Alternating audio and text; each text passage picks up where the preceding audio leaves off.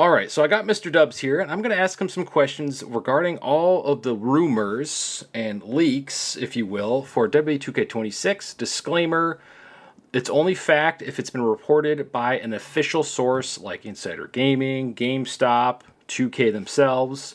So, again, that's the only thing that makes it fact. Good on Mr. Dubs for doing all the research and everything. All right, so first question regarding Universe Mode is... Okay. Universe Mode gets the draft added like in my GM. Is that a fact? Has that been proven, or is that fiction? Well, see, I have to lean towards fiction on it simply because Insider Gaming hasn't posted an official article on that. It was put out by Mike Straw through his Discord or something like that. But it hasn't. There's not an official article from Insider Gaming yet. So I think 100% it is coming. But I haven't personally made a video on it or covered that yet because there isn't an official article for me to point to. It's just the private Discord and everything. So it's likely. I think it's coming. But for the purposes of this fact or fiction, I'm going to have to say fiction for now. Correct. Yes, it has not been confirmed. It's leaked stuff from their Discord, obviously. So, correct. All right. Next question. Universe Mode allows us to walk around backstage for matches. Yeah, I heard this one. I was like, what? That would be awesome, but yeah. Fiction. Yeah. Absolutely. Someone wanting to relive Road to WrestleMania through their universe, which I don't blame. And as we go on further here, some of these I made up. So just you know. Cool. Okay, cool. So yeah. So the third one, and now this kind of spoils it. Universe Mode will have fully online co-op. You're a jerk. I wanted that. I've been wanting that since they introduced it. So obviously fiction, right? That's a hope, but I want it to be fact. But that would be so fun. Imagine and cross-play. It's a fiction that I don't think is coming this year, but I wish it was. That's like ever since they showed like the original GM mode. I mean, that's online now, but it's very limited.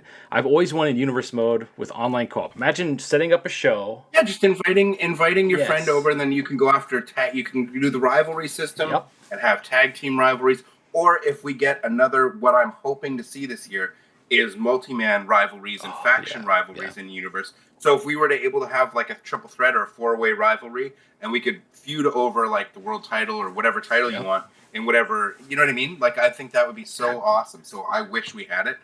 You can obviously do a couch co-op, but you're not able to do it online. Because you can play multiplayer in universe mode. So like we could do that for streams if we had it. You know what I mean? It's just we can't. But I would like to have that online functionality where you could just invite a friend. Right. Imagine that would be super cool. I mean, that would be like the beginning parts. Imagine if you could take it a step further and you have like a community of Discord members that are your actual roster, and they all play a character on the roster. Great. And you do a whole show like that. I've always wanted to do something like that. That would be so freaking fun. It could be you, me, a bunch of other people. I mean, then we could have rival shows, although that's my GM if you think about it. But the universe thing, it's just, I've always wanted online co-op. My buddy who I used to play wrestling games with way back when I was a kid, he's like my little brother from another mother. He's the one who got me into wrestling.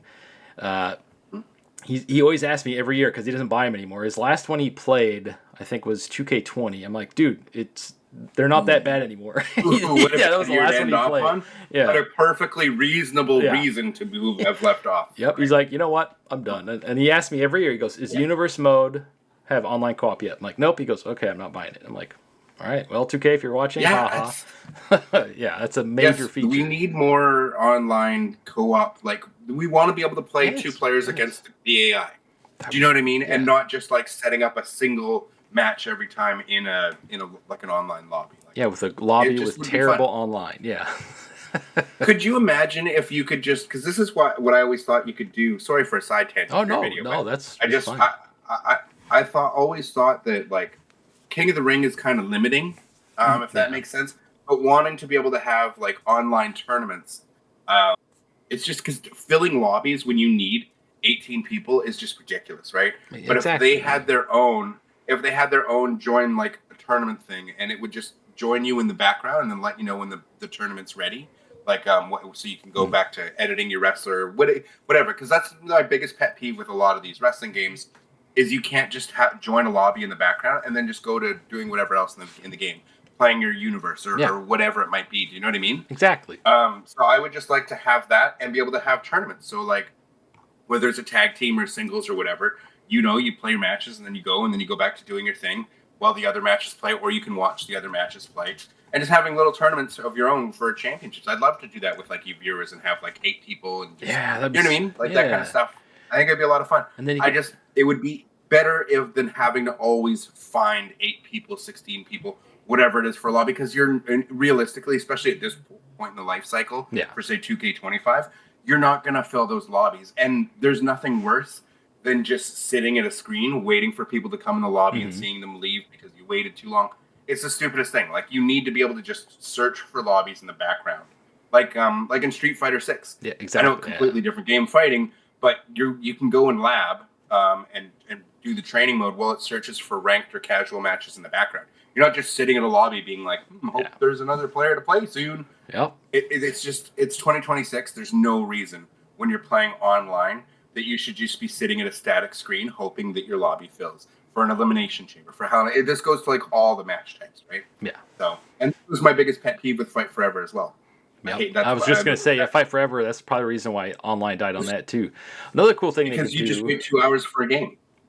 I really like how Xenoverse 2 does it, where you actually have a physical lobby you can walk around in and while you're waiting, and you do emotes and stuff. So, something like that even would be awesome, rather than just literally, like you said, looking at a little searching. Well, the old games that would put you in, the old games wouldn't put you into a training where it was like there was no crowd, but it would just be like you against like Mark Henry or something, and you would just be you wrestling. And no, but didn't they do that in like, I want to say like the 2K17, 18 days or whatever? They might have. When you were waiting for your lobby, it would just put you into like a training room where you couldn't create your wrestler stuff, but at least you were able to do moves and just a thing. And there was no, I don't think you could go backstage. There was no crowd in the arena, but you were just basically in like when you go create your move set, and when you test them, it was like that arena, right? Just like a bare arena where you could wrestle while you waited on the lobby. So it gave you something to do where you're actively playing while waiting for searching for a match.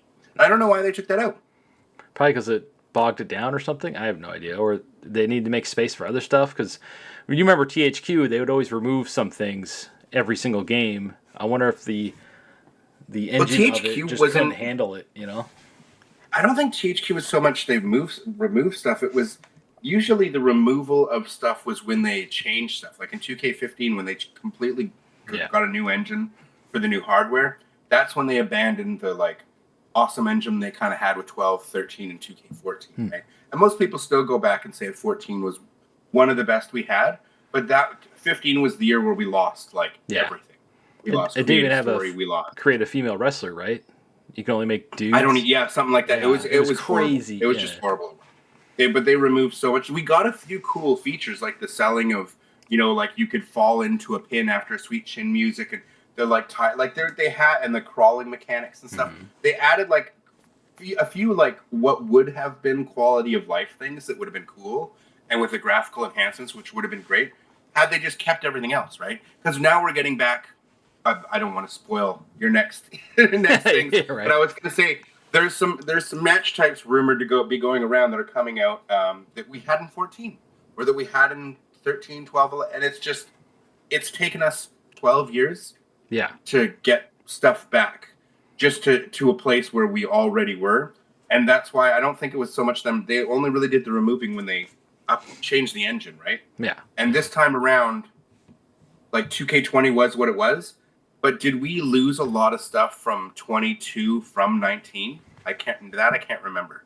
Or from whatever, I guess from 20. I didn't play 20. I don't think we lost anything other than this super overly simplistic countering system, which I felt like that was too easy. Now, side note real quick, do you like, obviously you are a No Mercy guy, do you like the one button for grapples, one button for strikes, and then both for finishers, or do you like whatever the hell 2K came up with, where it's like every button on the controller? Where's my controller here? See, people really seem to confuse the Aki reversal system with the Fight Forever one because they were different. They were inspired by the Aki one, but the AKI one, it's just one button to reverse everything. The reversal button is the RB, or there's like the right trigger. Okay. And L is like to move. It moves you back. So if someone's trying to grapple you before they're in the grapple position, if you press that button, it'll do the hand thing and it'll break them from grappling. Okay. But that's not reversing a grapple. And if someone's going to strike you, you're still using the right trigger to grab their hand or to grab their foot or whatever it is. And same thing goes for the moves. You're pressing the right. It's always the right bumper, whatever, R1, whatever you want to call it. It was an N64 controller. It was just R. But it was always just the one button to reverse everything. L was like more like you would break the grapple by pressing it like before the grapple happened, stuff like that. Where it would if they were trying to strike you, you would kind of not dodge, but it would like move you backwards. So it wasn't like a 2-button. It was really just one, and it was all about timing and your spirit meter. So if you had more spirit, you were much more likely to reverse the move than if you were in like blue or in danger. Way harder to reverse moves. Okay. No wonder I sucked at those games. See, I played. That's what I mean. It was always one button to reverse. Always the same button. Okay, so that's what I was doing wrong all those years. See, I was so into SmackDown series where it is one for grapples, one for strikes, and then you put both, and it counters the finisher. And I don't think they had signatures back then. But you couldn't. I don't think you could reverse special moves in the Aki series. I don't think you could reverse them at all if you got grabbed. Like, if you got heavy grappled and they were in the special state, that was just it for you. Like, you were getting hit to finish. Okay. Yeah, in the SmackDown series, it was like, it became a guessing game. So my buddy, he hated wrestling me because I have like this I would do like grapple, strike, grapple. Like, and then everybody else he played had like a pattern that they would do in their brain. Me, I was just scatterbrained all over the place. You've met me, right? I'm kind of scatterbrained. And he's like, man, I hate wrestling you. I'm like, why? He goes, because you're impossible to guess of what you're going to do next. I'm like, well, because he was saying they were trying to figure out your pattern. Yeah. I'm just fucking random. But see, for me, I preferred No Mercy style and the like WrestleMania 2000 style because I still remember to this day when I was in I think we were in grade 8, 9, 10, and we were in high school when WrestleMania 2000 came out. I think it was grade 9, and we all had WrestleMania, and so we'd all go to each other's houses. And on those days, you could take your Creator Wrestler on your controller packs and bring them over to your friend's house. Oh yeah, and we got so good at the timing of reversing that nobody could ever land a heavy grapple, like at all. Like, it was so rare that anyone would ever hit a heavy grapple because we'd always just reverse them. Because the timing of reversing heavy grapples was easier than the lighter grapples.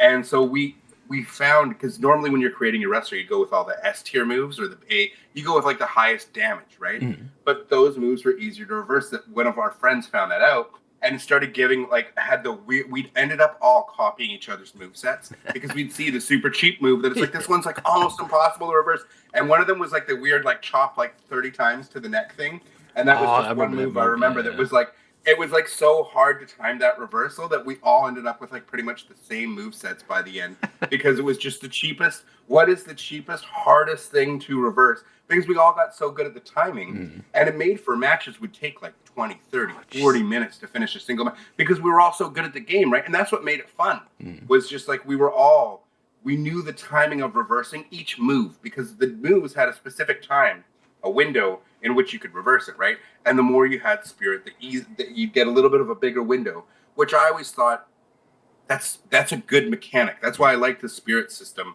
and that engine over what we have today, because to me it was like, it wasn't a simulation type thing, but it was more of the heat and the shine.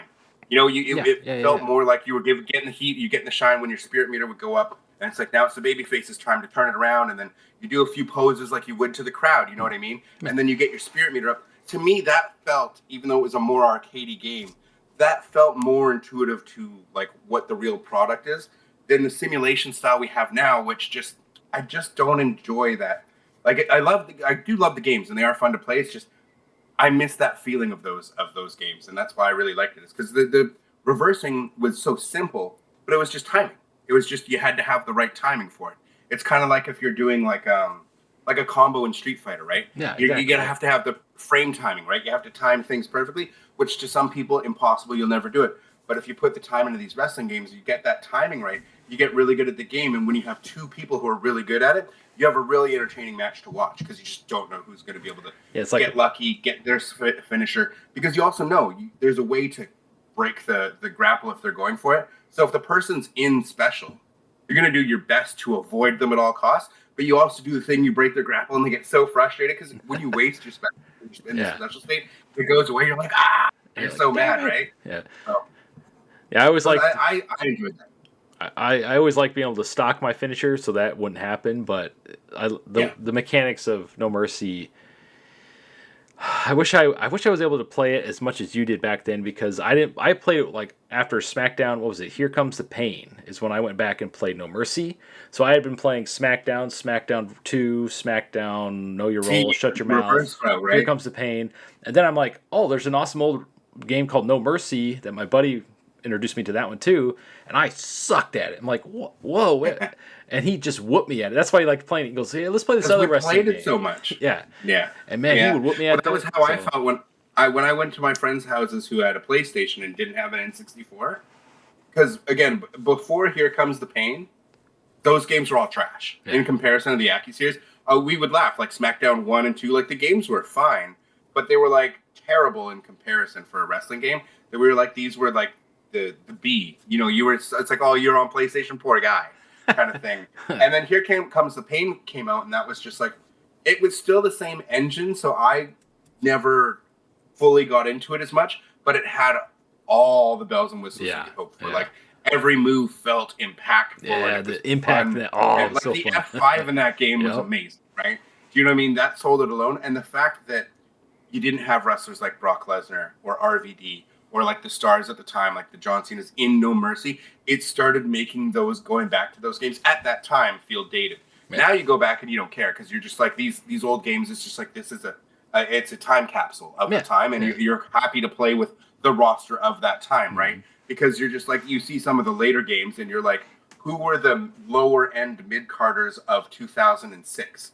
Do you know what I mean? And it's just like, oh, so half of this roster is garbage. Yeah. Do you know what I mean? Like, because you're going back and you're like, oh, this weird, the Basham Brothers or something. You know what I mean? Right. Just something like a name that comes to my head, like just guys that are in some of these games. Whereas if you go back to some of the other eras, you're like, oh yeah, I remember One Man Gang. I remember the Brooklyn Brawler, or you know what I mean? So whatever the time capsule is of the game, like, and the mid card in the Attitude Era. I mean, you're looking at like D'Lo Browns, you're looking at like Val Venus, the Hollies, like it's all names that look back. I think that mid card was probably more fondly looked upon than any other mid card in history. Mm-hmm. So it's fun. But at the time by the time Here Comes the Pain came out, it was just like, oh, like my favorite right now wrestlers aren't in this game, and the creator wrestlers just not there to really give you what you need. So that was kind of like the issue at the time. Like, as the early years went on from No Mercy. But nowadays, I mean, you've got like ECW Born to Be Wired. You've got like these cool mods, right? Yeah. You guys heard that, right? Remember that game. Remember that game. All right, so sorry, we kind of went off on a discussion there for a minute there, but it was fun. It was fun. In fact, I might turn that into a separate video, because that was a great discussion. Yeah, you can edit it however you want. Yeah. All right, so the next question for Fact or Fiction is regarding the island mode. And the first one is, the island will feature 3 factions fighting for power after the conclusion of the first game. Based on our rules for the Fact or Fiction, I'm going to say that is fact because that was put out by Insider Gaming and Mike Straw. Correct. So I'm going to go with fact on that one. Via Mike Straw, correct. All right, the next question for the island mode is, the island will have locked creation parts behind each faction. Wait, what? Repeat that? So the island mode, with its 3 factions, will have specialty locked creation parts for each faction. I believe that. I haven't heard that. I'm going to say fiction, but I believe that was probably likely, though. But I don't know the source for that. If that was in that article, maybe I didn't look at that article closely enough, but I don't think I remember seeing that in there. So I'm going to say fiction, but I could be wrong on that. But it definitely sounds like that's likely. No, that is fiction. But I came to that conclusion in my video because it's like, wait, if they're going to have 3 different factions, they're probably going to have you pick a group you join, like you join a faction or whatever, and then I have a feeling they're going to have it locked out to where this faction has this exclusive stuff you can unlock, probably wrestlers, parts, the works, and then this faction. So it's going to try to incentivize you to play. Hopefully, as like a new game plus. Otherwise, you'll have to have 3 different characters for each faction. And if it's like the first, like this year's, or should I say last year's? Man, we're in January. Last year's I game, didn't even play all of last year's. Yeah, I didn't beat it either. And I played it for the first week. I played it on stream basically when it came out. I put in whatever amount of hours into it, and then I never touched it again. I hated the fact that I can't take my creator wrestler in there, and it's missing and I can't so take many parts. Yes, and I can't take the one from there out of there. Yeah. Because if I could at least do that, then I could pour all my time into editing this one, and I pull him out. Yep. Do you know what I mean? I can tweak his moves and everything outside of it. But as long as I can take the look of him out and import it, then I'm willing to put the time in. But I'm not willing to put that time in where it's locked to that, where it's going to be the inferior creation, that's what turned me off the most. It wasn't just the fact that we didn't have the image uploader. That sucks. Yeah. But the fact that I can't take him out even without it, because then I could have still would have put time into creating him. But because I couldn't, it totally sucked me out. So I really hope they address that this year. I really, really hope we get a proper, you can just take them between, because you never used to be able to take your My Rise. Yeah, that took a while too. Out of it. Yeah. And then eventually we did get it to where you could take your My Rise. You could take them in and out of that. So I really hope we get that. So you're telling me, do that. You're telling me you don't like recreating the exact same character multiple times in the same game? All the moves, the character, the entrance, everything? I don't know. When we have community creations as well? Exactly. Why can't I just go and download a character for to me it was I love the idea behind it. Yeah, same. Yeah. I hate the microtransactions that lock creation parts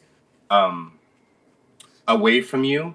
I think a happy in-between would be you lock creation parts that you can unlock by playing through the mode. Like, so if you do grind away enough at the mode, you can unlock these parts. But the parts that are locked are parts that in the regular creation suite are not locked. So you're not taking anything away from regular creators. So all the hairstyles, whatever. Like, if you want to lock Nike shoes and branded apparel, totally fine. That's fine. But when it comes to beards, hairstyles, masks, face paint, all that stuff should be accessible to regular creation suite, and you shouldn't have to unlock it via the island at all. But then in the island, you can have those parts locked only for the creation suite in there.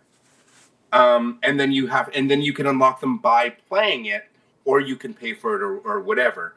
I think that would be kind of a happy medium that I'd be more okay with, because then you're not making me angry that the mode exists, right? Do you see what I mean? Yes. Because it locking those things away actively also makes me not want to play it, because I don't want to support the mode. I don't want them to even see hours played in the mode. Yeah.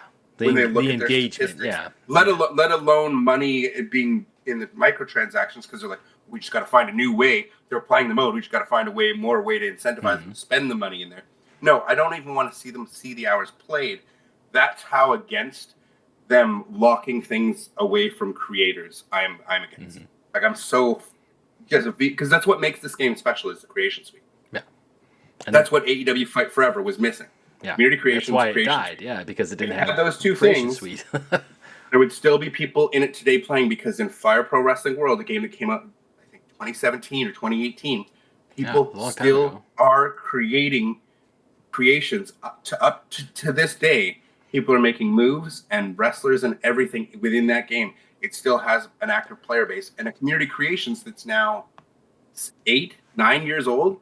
Think of if you had 9 years worth of community creations, the kind of stuff that would be on there. Yep. Like, how much cool stuff is there? Why do you think they shut down the community creations like after a couple of years? Because people would stay on the older games for freaking ever because of that same reason. That's why they shut it down, because they're like, we buy our new game.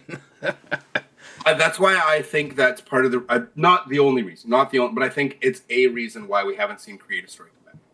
That makes because it would give people too much of a reason that they're like, why do I really need to upgrade? Why do I need to spend this money? I have this, and I have all these awesome stories that I've now downloaded from Community Creations. Yep. That even if they shut down Community Creations, if you know when it's going down, you load up on stories to play. Do you know what I mean? Yeah. I don't know. It's just a theory. Game. I wonder if that's why they removed it. They were afraid of them not playing the modes that they put in the game. But that's we'll talk about that later. I played in 14. There were so many issues with the mode that it was always like, you need to fix this. This crashes all the time. Having Community Creations or like created wrestlers and created stuff in it often made it break. There was a lot of glaring issues. People forget about those, remember how cool the mode was, but they forget about all the issues. That I don't think the only reason they removed it. I think it was, again, new engine, new everything. We're going to have to reanimate all of these cutscenes. I'm guessing. You know what I mean? I don't think it's as easy as like, we have all these. Here's the new engine. Make it look prettier now. I think it was a matter of, we're going to have to, all these years worth of stuff we put into this, reanimate everything. Oh, man. I think that's why we're still at the point with Universe, with Rivalry cutscenes, why there's so few of them in comparison to just what we had in 2K14 and Creative Store. We have so many less cutscenes now. And I think it's just a matter of that's a lot of time. Because I think they're mocapping all of that. And that would take forever. Why? Oh. But I think it's like, why are you mocapping all that then? We don't need that for cutscenes. Yeah. Don't mocap. And I even suggested for a lot of cutscenes, can't you just take the in-game models? Like, can't you make a cutscene that's simply whatever wrestler you plug in there, they're just doing their front grapple finisher? Like, whether it's a rock bottom, a stone cold stunner, or like a Styles Clash or a Canadian Destroyer. Yeah. Like, whatever your front grapple finisher is. And then same thing, you can maybe set up a cutscene that does a springboard apron, like for like a buckshot lariat or a phenomenal forearm. Just have these different positions where the cutscene is wrestler jumps the guy from behind and then hits his finisher. Why do you have to go in and mocap that stuff? Just let the game's in-game wrestling do the work. You know what I mean? What's that? Sorry, my throat. Oh, you're good. So the last question for the island section is, the island will be fully playable offline. Fact or fiction? Oh. Able to phone a friend? How I ask a question? Was 2K25 playable offline? It was not. Oh, then I think that's fiction. Absolutely fiction. I made that one up. I was like, I didn't think. Well, because I didn't know if 25s was playable offline. Because I had someone in my comments section that actually mentioned something as to why they don't play the 2K games.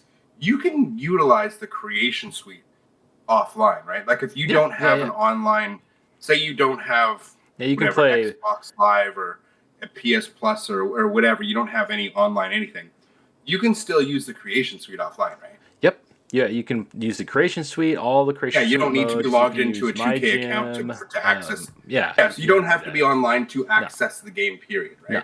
It's just my faction and the that's island. That's what I said to them, but then I thought about it and I wasn't sure. Yeah, nobody would. I'd be done. I'd be done if you couldn't play them like after the fact. Because sometimes I'll load up last year's game and look at my creations or after they've shut down the servers. I'm like, oh yeah, what did I make in this game? Because sometimes I'm like, oh yeah, I forgot I made that character, and I'll go make him in the new game. And when I get like, it's kind of like writer's block. Like I don't know who I should make. I made all these characters in the old games. Like who did I make in the last game? And I'll go back and I'll look through all my wrestlers I made. What game was it? There's one game, I think it was one of the first years they added 100 slots for creator wrestlers, and I think it was before the image uploader. I made 80 wrestlers, original wrestlers, just with mixing. Is this leading towards your next question, a fact or fiction? Yes, creator wrestler.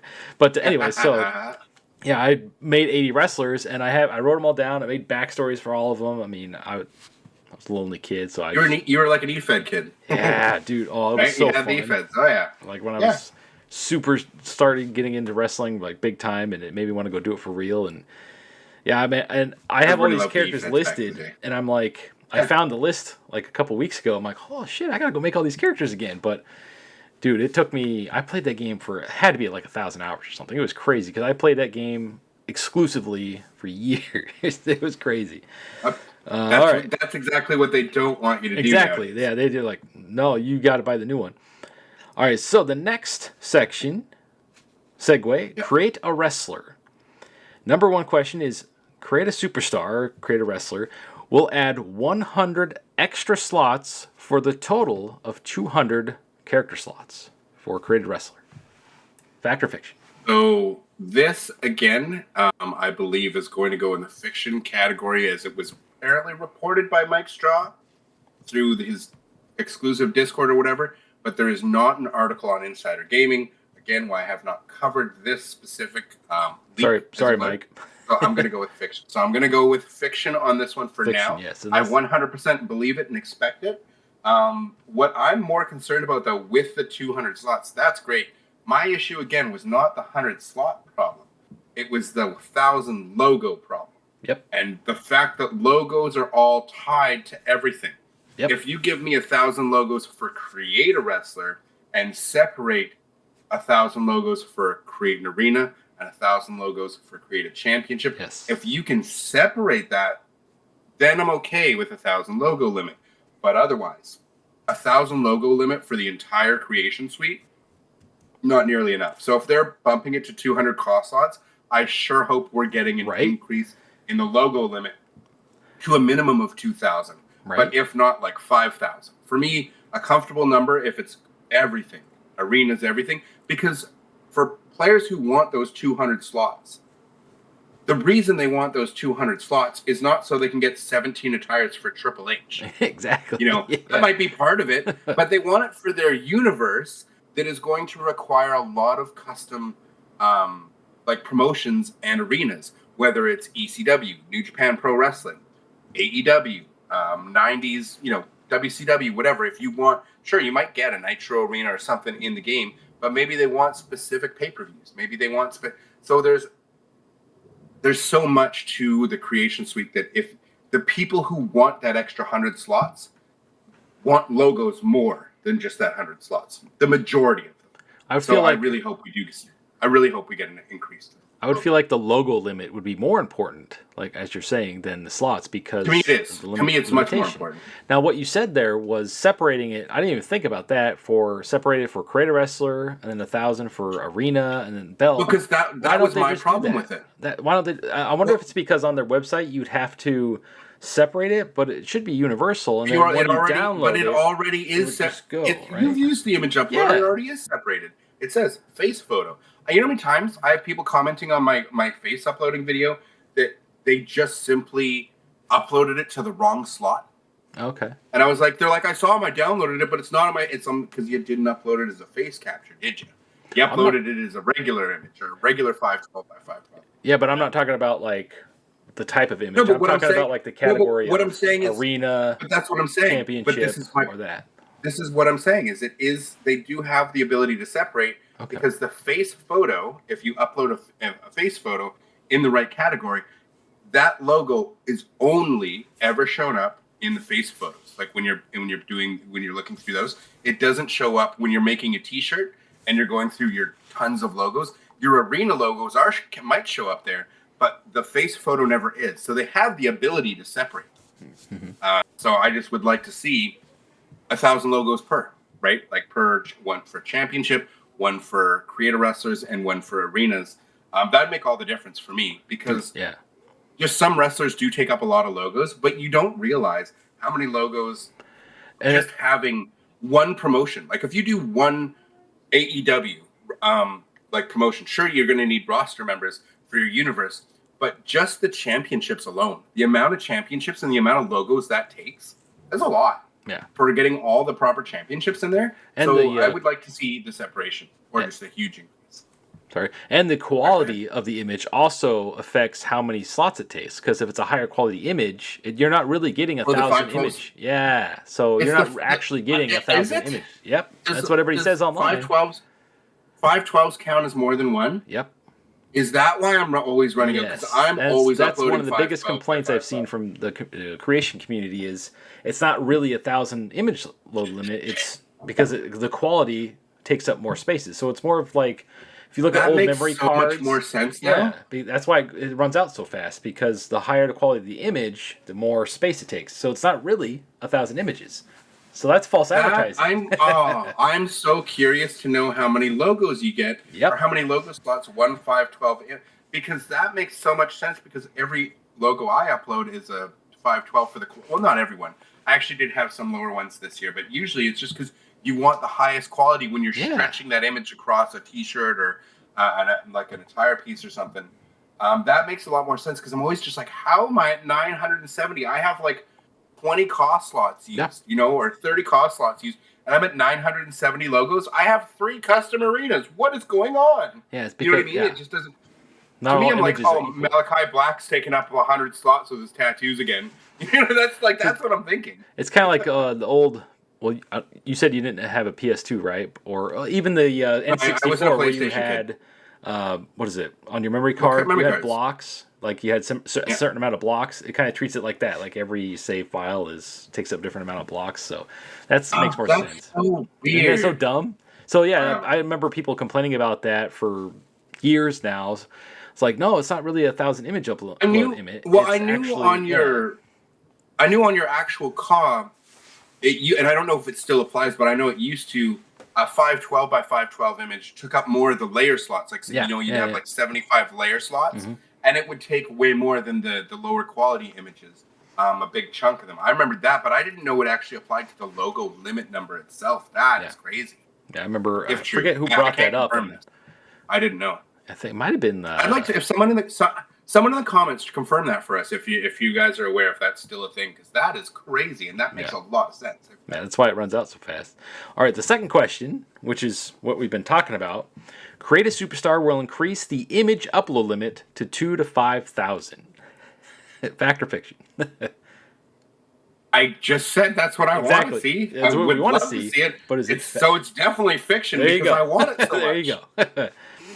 All right, now this is a thing that I've wanted back ever since they took it out. The next question is: create a wrestler will add back body morphing. Again, something we've all wanted for so long, so it's definitely fiction. There you go, fiction. I like. Fiction I 'cause we want understand it. because of the clipping through the different clothes, and there's what Who thousands. cares? They already clip. It already clips. Exactly. Everything already clips. And Forget it. I don't care about the clipping. It already happens. If you made it, if you somehow fixed hair and belts, and this is another side tangent. I hate hair. I hate long hair, and I hate the beards in these wrestling games, and I have for years. yes, the They're beards terrible. look like crap. Yeah, I mean, like 2K15, you'd see certain models, not all, but you'd see like the John Cena, the Triple H model, everything. Beard looked perfect, hair looks perfect. They did it right, and all of a sudden now, like because Triple H doesn't have long hair anymore, they used to make his games in the old. I'm talking 10-year-old games. His hair looked 100 times better than the long hair Triple H we get now. That looks like what is it with the hair in these wrestling games that right. they look so bad? I'm specifically talking to long hair. Yeah. And same thing with beards. It's like, why do they look so horrible when everything else in the game looks They're so all good? like crooked and not on there correctly, And and just the patchy. way the texture, Yes, of and the the texture, hair, yeah. just what it looks like. It's It like a doesn't look like plastic. real hair. Yeah. Yes, it's awful. And so that's why, like for me, I'd rather have like the stylized, like Ultra Pro Wrestling style of character, Yeah. because if the plastic hair suits the art style, I'd rather have that, because then it's uniform across the board. Whereas you get these WWE games and you have, say, like a Seth Rollins or a Roman Reigns who has the perfect long hair with the wet look, and it looks 100% accurate and moves correctly like it would in real life. And then you go to create a wrestler and you're getting a Temu version. Like, Yeah, why? Temu. Why? Yep. Why is it like this? Why can't I just have his hairstyle then? Like, give me that. You know, it's so frustrating, because you see the models every year that they put all the time into, and then you see, like, and the obvious example is like that year with Bailey. And everybody's like, what happened to the Bailey model? And they had to go in and fix it. But you can see when they put time into a model, what I just don't get is, like, if you have these great hair models for in-game wrestlers, give us those hairstyles to use in Creation Suite. Exactly. Give And us see, all that's the another people's thing. hair. Just give it to us so that we can use those. Same with the beards. Because some characters, not every Daniel Bryan, when he was in these games and he had the big beard, his beard every year looked so terrible in the games. Yep. Like, and I never understood it. I'm like, don't you have the money to put into his character when he was like so huge in the Yes Movement days and everything? Yep. His beard looked awful. So, but they really need to work on the beards. It's just always bugged me. Yeah, hair, like, and what's funny is they have all these old hairstyles that if they remove, people will get mad, but they look terrible. It's like either fix them or remove them because they don't fit the game style anymore, like you've been saying. I don't care if they look terrible. I don't care if they keep those, but give me access to all the in-game wrestlers' hairstyles and beards and stuff, because then at least the ones that they put all the time in that look really good, like a Roman Reigns, like like a Seth Rollins or whoever, like you're gonna get proper. They're gonna look their facial hair, their hair is gonna look fantastic. Then let me just have their hairstyle. Let me take their long hair for a long-haired character, right? Because it's so hard to find. Like, out of the hundreds of hairstyles, for long hair that's down like this, that doesn't have a giant bald patch right here or something. Oh, did you play it when it had that update where it literally made like all the women hair really poofy and it was like off of the head a little bit? And you could see their entire scalp if you rotated it. My goodness. It looked so bad. I didn't see that. People were going in and adding in like the like head makeup to make it look like it was their scalp because the hair was sticking up a little bit. And if you increase the head size, it would increase the hair away from the scalp also. The hair no it's way. Like, oh, come on. That's ridiculous. That's one of the reasons why I dropped this game so fast. Thing. I want them to just give us the stuff I haven't given. I don't know the technical limitations on how hard because the way they're capturing and rendering for real character models that they just can't give us those in the Creation Suite. I don't know. It's just, to me, it's so frustrating that it's like you have to go sort through 100 terrible hairstyles, like at least for long hair. The short hair ones, a lot of them look great. A lot of them, but with the long hair ones, it's going through hundreds and like the women's hairstyles too before you get and there's like 3 usable ones. Yeah. You find out of like 150. And you're like, I mean, I like having 150 options, but why is 99% of them trash? The classic saying, less is more. They look better. That's why my guy has a mohawk, because most of the long hair looks like crap. That's why he has a mohawk. That's the only reason why he has a mohawk. Plus, I think mohawks are I can never get good-looking beards. Yep. The beards has always bugged me. Like, I mean, that's okay. I should be fair. There's a ton of beards, and they don't all look like crap. It's just a lot of them do, especially if they're a bushier beard. Like, to get your beard in the game, not have. Yeah. It's just it looks terrible. Man. You don't get a good, really version of that. It's very rare. There might be 1 or 2, but versus the like 50 bad ones, right? Yeah. Always bug me. All right. I was going to ask you something. I forgot what it was. Unrelated to the questions. Oh, right. Well, you were saying about the DLC, you would love to have the hairstyles. I think they should go the route of Ultra Pro Wrestling, where everything you buy is the DLC, every single part, wrists, tattoos, hair, beard, everything, like you said, should also be included, because that would make it worth that much more money when we finally get all this DLC. It'd actually be worth the money, because then you're getting all these creation parts, you're getting new wrestlers, getting entrance themes. So you're saying for DLC wrestlers, say like Jake the Snake, say he wasn't in the game for some reason, but he added as DLC. But he had like a model that had really like his hair looked spot on and everything, mustache, everything, and you got those like as creation parts as if they weren't already there. Okay. But again, this just goes back to the why can't we have all the in-game wrestlers' hair?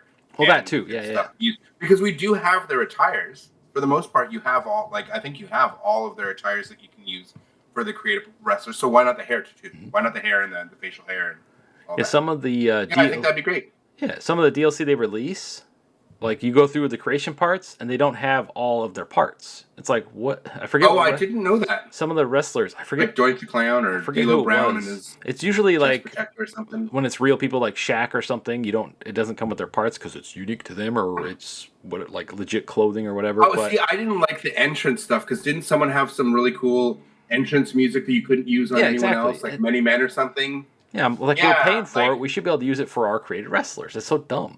And you can't edit them either, the real stars.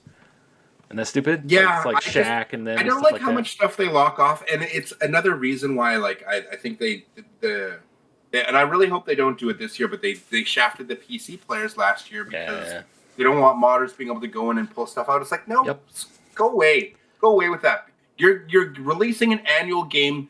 These people are paying for the product. It's not like they're accessing these things without giving you $100, right? Yeah, exactly. So if they're getting a few pieces because they're the smallest fraction of your player base that's on PC are getting them, like, go away with that. Like, because PCs are I have a very expensive gaming PC because I, make content.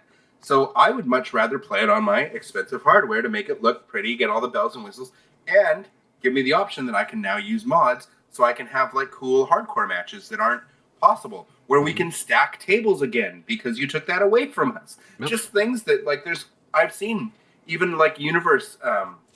I've seen some Universe videos that people made that they like kind of made their own cutscenes or something that was like only able to be done on a modded version of the game. And I was like, I want access to this stuff. But no, I had to buy it on Xbox because I wanted the full game for the full price. And I'm like, I don't like that. So I really hope they don't pull features away from PC this year. I really did not like that last year.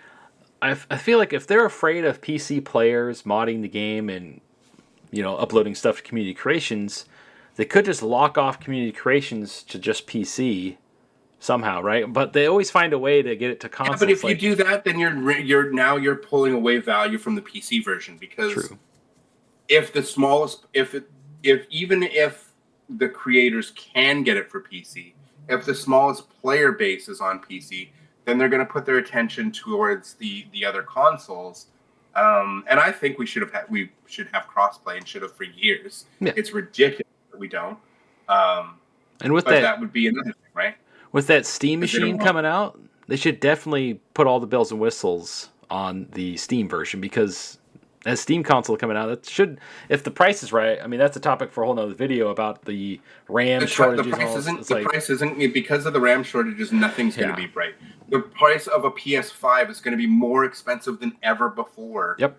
Like 5 years into its cycle, everything's going to go up. Price of a cell phone, the Switch price 2, of a laptop, everything. Brand new console. The Switch 2 is going to go up. Everything you have. My PC literally has gone up in value several $1,000s since I bought it, and it's a 2-year-old PC.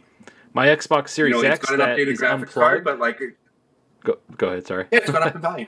But I'm just saying, just from the parts inside, because of the rise, just my RAM alone has shot up. Like, because you get $250 worth of RAM 6 months ago. Now it's like $2,000. What? Like, no, ridiculous. But there's nothing you can do about that. So until they get manufacturing up to a point where they can, meet the demand, consumers are just going to have to take it. Yeah, it just sucks because there's more money in the AI data centers, and it's not like they're buying up our RAM. It's the silicon used to manufacture the RAM is also used to manufacture stuff for the data centers. So they're applying it to that. So they're just not even making the RAM; they're making this instead of, right? Yeah, exactly. Yeah, that sucks. That really. Speaking of platforms, GPUs and everything.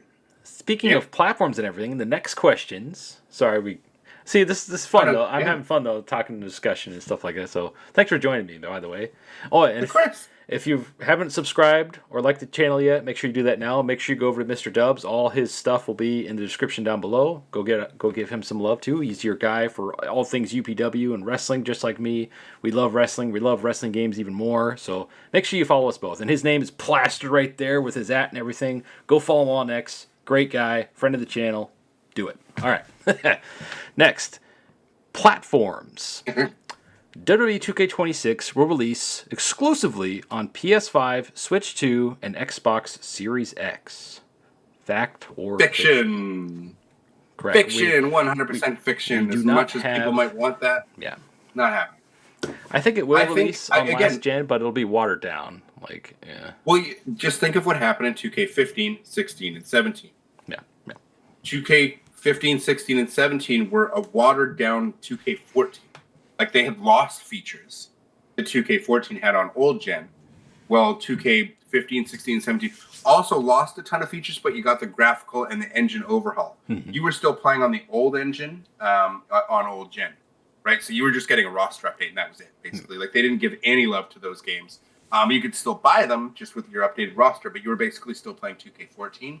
Whereas 15, 16, and 17 on the current gen at the time, like Xbox One and PS4, they were a completely different game at that point. They were like an entirely different game from the prior consoles, right?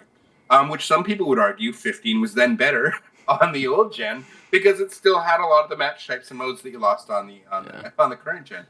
So I think you'll see the same thing. I think this year was what you got to see it first, where they didn't get the island, and they didn't get. Did they still get the match type? It just didn't look the same, like the NXT right. Underground. Yeah, there was whatever. They didn't have any people around the ring. They didn't have the lumberjacks. Yeah, even though the lumberjacks didn't do anything, they were just. Yeah, but they didn't even do anything. They were just visual. Yeah. Like it was, you know what I mean? Like you could go through them. Yeah, exactly. So, and then, of course, the island. And they also locked out Nikki Bella and Goldberg to current gen also. So PC players and last gen consoles could not get Nikki Bella or anything. And a lot of people were pissed. Oh, they did that. They did that specifically for PC players not being able to rip them out. But, the people were very pissed about that. Wow. You can only unlock Nikki Bella and Goldberg. It's just, it doesn't matter. You can spend $150 on the ridiculous blood money edition of the game, blood and money. They're just like, it's not enough. I still use it in my videos, and I quote you every time. It's ridiculous. It's not enough. They have to get you with My Rise. They have to get, with My Faction. They have to get you with the Island, microtransaction you to death, and then it's like, here's another $10 DLC you have to pay for. Oh, but you're not going to get it on PC because someone might rip it up to community creation. I hate it. Yep. I was going to say something now. I'm scared then, because now you're saying that. Now I don't know if PC is going to get the proper version. Right? They probably won't again. Yep. And this year, I think I would sacrifice the island for having a better, like having the mods and stuff, and just all like being able to do, because for universe content, I saw like some of the stuff that I was like, I was going to ask, how is this possible? How'd you make it? And I'm like, but I know it's just PC mods. And then I saw a thing later. I'm like, yeah, it's PC mods. Okay. Yeah, I feel like, see, on console, when you buy the PS4 edition, you also get... You get both. You get both. So that's their excuse for charging the same price. On PC, I think it should be cheaper if they're going to sell them like the inferior version, if you will. Like if it doesn't have a whole mode, even though the mode wasn't that great for this first outing, it could be much better next year, or should I say this year, they should charge a little less. Like just be like, hey, it's not the same version, $10, $15 cheaper, especially if you're going to have all this extra DLC, like the John Cena pack with Brock Lesnar, the Nikki Bella and Goldberg thing, you're charging extra for the freaking virtual currency you need for the My Faction cards, all that kind of stuff. My biggest thing too is that if I get it on PC and then current gen, like even like if I got two versions of the game, I wouldn't be able to take my creator wrestler between them because they have the separate community creations with current gen and PC. So I would I'm not doing that. Yep. I'm not spending 1,000 or like 100 hours on my creator wrestler and my attire and moveset and everything multiple times. Yeah. That's not happening. See, it's funny you mentioned that, because the more I think about this, the more I'm hating 2K, man. I'm getting some hate for what they're doing. They're destroying, because I'm a PC master race, Yeah. I've got an expensive PC. I want to use it. Yeah. Like literally the only game I play on my Xbox is Split Fiction that my brother got for my daughter for Christmas. Oh, nice. And this 2K. Yeah. Because I just use it for games that have cross-platform, so I can just have my daughter can play it on Xbox and I can play it on the PC. But otherwise, it's just I literally just use it for 2K because I was forced to get it last year on console to get the full game. So there's one feature while we're talking about the platform thing. I feel like this is a good topic real quick. Yeah. So when it comes to the different platforms, let's say you are a YouTube creator or whatever, and you want to play the game on multiple platforms because you have your following. Let's say you have a portion of your fan base is on Xbox. Like when all of us used to do the podcast and everything, you guys were on Xbox. I was on Everybody was on a different platform. Somebody's on PC. Now that we have the Switch 2 version, the Switch 2 version is also locked off and does not have an image uploader, which killed the entire game for me because I was going to try to make... What?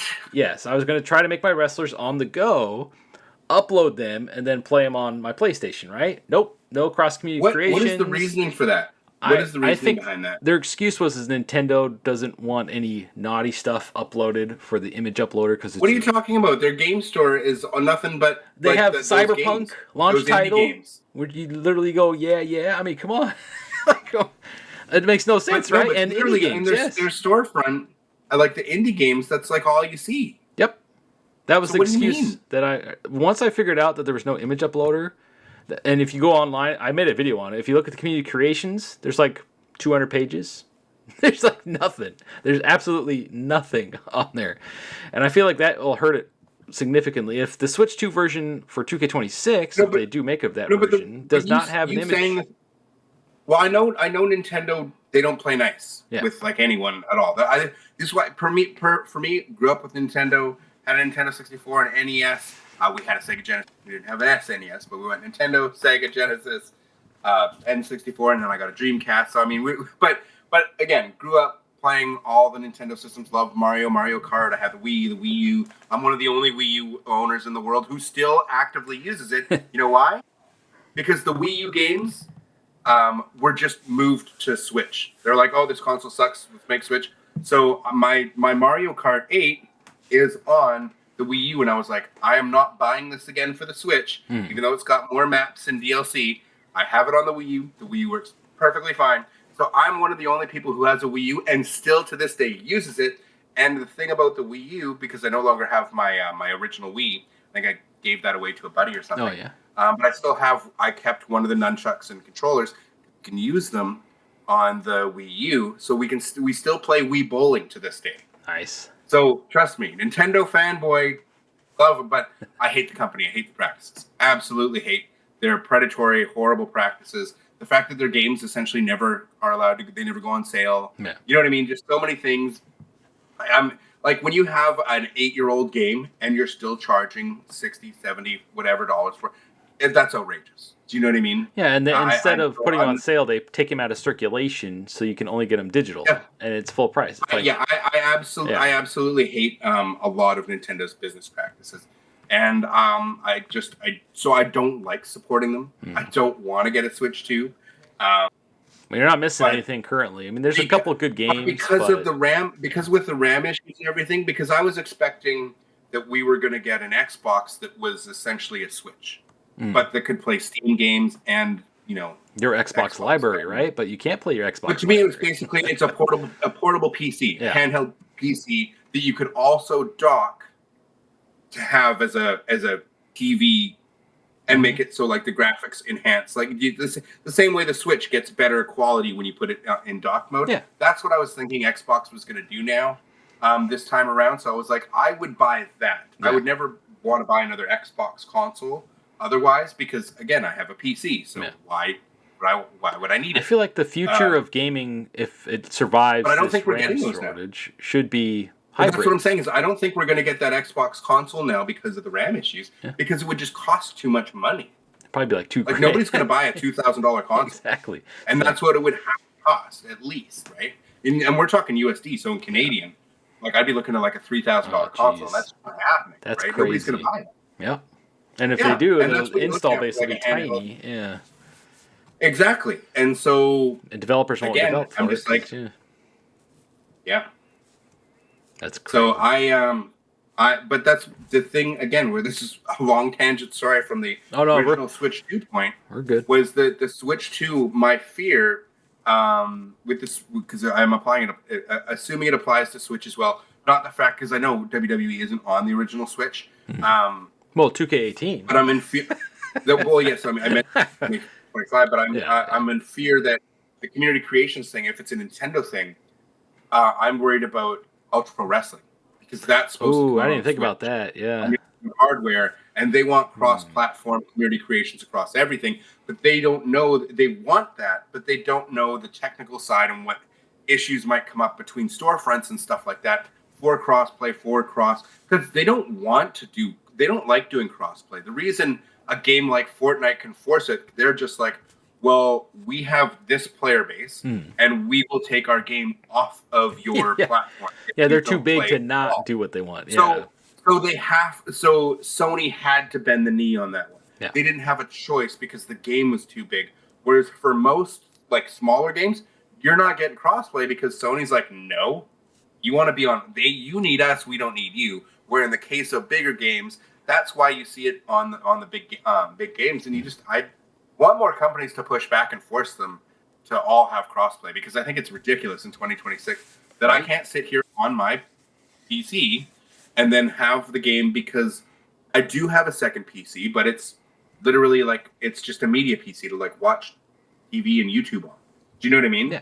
Like, yeah, you can have a smart TV, but you don't have ad blocker on a smart TV. You know what I mean? Exactly. So Yeah. I'd rather have my PC and I can play games on it. It still has a 2080 Ti. You know, like it can still run games at 1080p, no problem. But I have an Xbox Series X, so I can play the latest and greatest, not have to worry about driver issues or doing anything over there. Plus, it's like old hard drives. I don't have M.2s in that one. So just loading up games on the PC is a much more of a chore than just playing it on the Series X. So I'd rather be able to play with my daughter, have her play on the TV on the Series X, and have me play it on my PC, and have us just be able to play together with crossplay. Yeah. So many games you can't do that, so I'm forced to use the media PC as my two-player because nothing has co-op anymore either. Right? Yeah.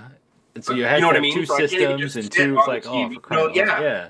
It's like, you have to spend out the ass to get co-op nowadays. It's like it's ridiculous. Like my brother, I got him a PS5. You have to two Switches. You know what I mean? Yep. I got my brother a PS5 a couple years ago. I have a PS5, and we've been playing Borderlands and stuff like that on there. But Borderlands has split screen, but there's other games too where you have to have two PS Plus accounts. You have to have two consoles, two TVs, multiple controllers. Like that's how they get you, and it's ridiculous. Like what happened to couch co-op? Like I miss couch co-op. That's what made so many of these games special, right? Exactly, that's what especially we remember Borderlands. Being able to, yeah. Like if you that's what I mean. Like the old days of Halo split screen, exactly. and like, you remember like your screen peeking. You're looking at my screen. You're seeing where I'm hiding. Like it was just. That was the fun of couch co-op, right? Like it was just you'd have same thing. Like for me, it was like GoldenEye on the N64 and No Mercy WrestleMania 2000 and Mario Kart. Those games were all in Mario Party. We'd have sleepovers like in high school, whoever's house, and we'd all bring a few games, or if we all already had them, and we would just rotate through the games all night. We'd order a pizza or whatever, and just play games all night. And I just don't know if the generations now are doing that. Yeah, right? Because like everybody's just on their own phone or their tablet. Like, are they even gaming on a console anymore? And if consoles are getting to the point where they're over $1,000 a pop, most families, the majority of them, aren't going to have. Like, all the kids aren't going to have the same console. It's not even a matter now of, oh, well, you're an Xbox kid, you're a PlayStation kid, you're a Nintendo kid. Now it's going to be the fact that it's like, oh, you own a console? No, I just game on my phone. Yeah, now you're an Apple kid or an Android kid. That's the new two platforms. Yeah. Oh my God. I've always had Androids. I don't like Apple. Yeah. I don't like Apple's ecosystem. I don't like that they take money off. It's another That's thing. That's the new console war is so many people don't know this. When people leave tips on streams and stuff on YouTube, when they're doing it through their Apple device, Apple's taking 30% right off the top. Then YouTube takes their 30%. So if someone sends you, say, their generous donation of $100, it's like they donated $100 US, but it says 99.99, like $99.99. That means it was an Apple. It was an Apple phone that did it, which means Apple's taking their 30% first. I didn't know that. Then YouTube takes their 30%, and you're walking away with less than $40. That's pardon my language ridiculous. There. You're walking I didn't know away that. Yeah.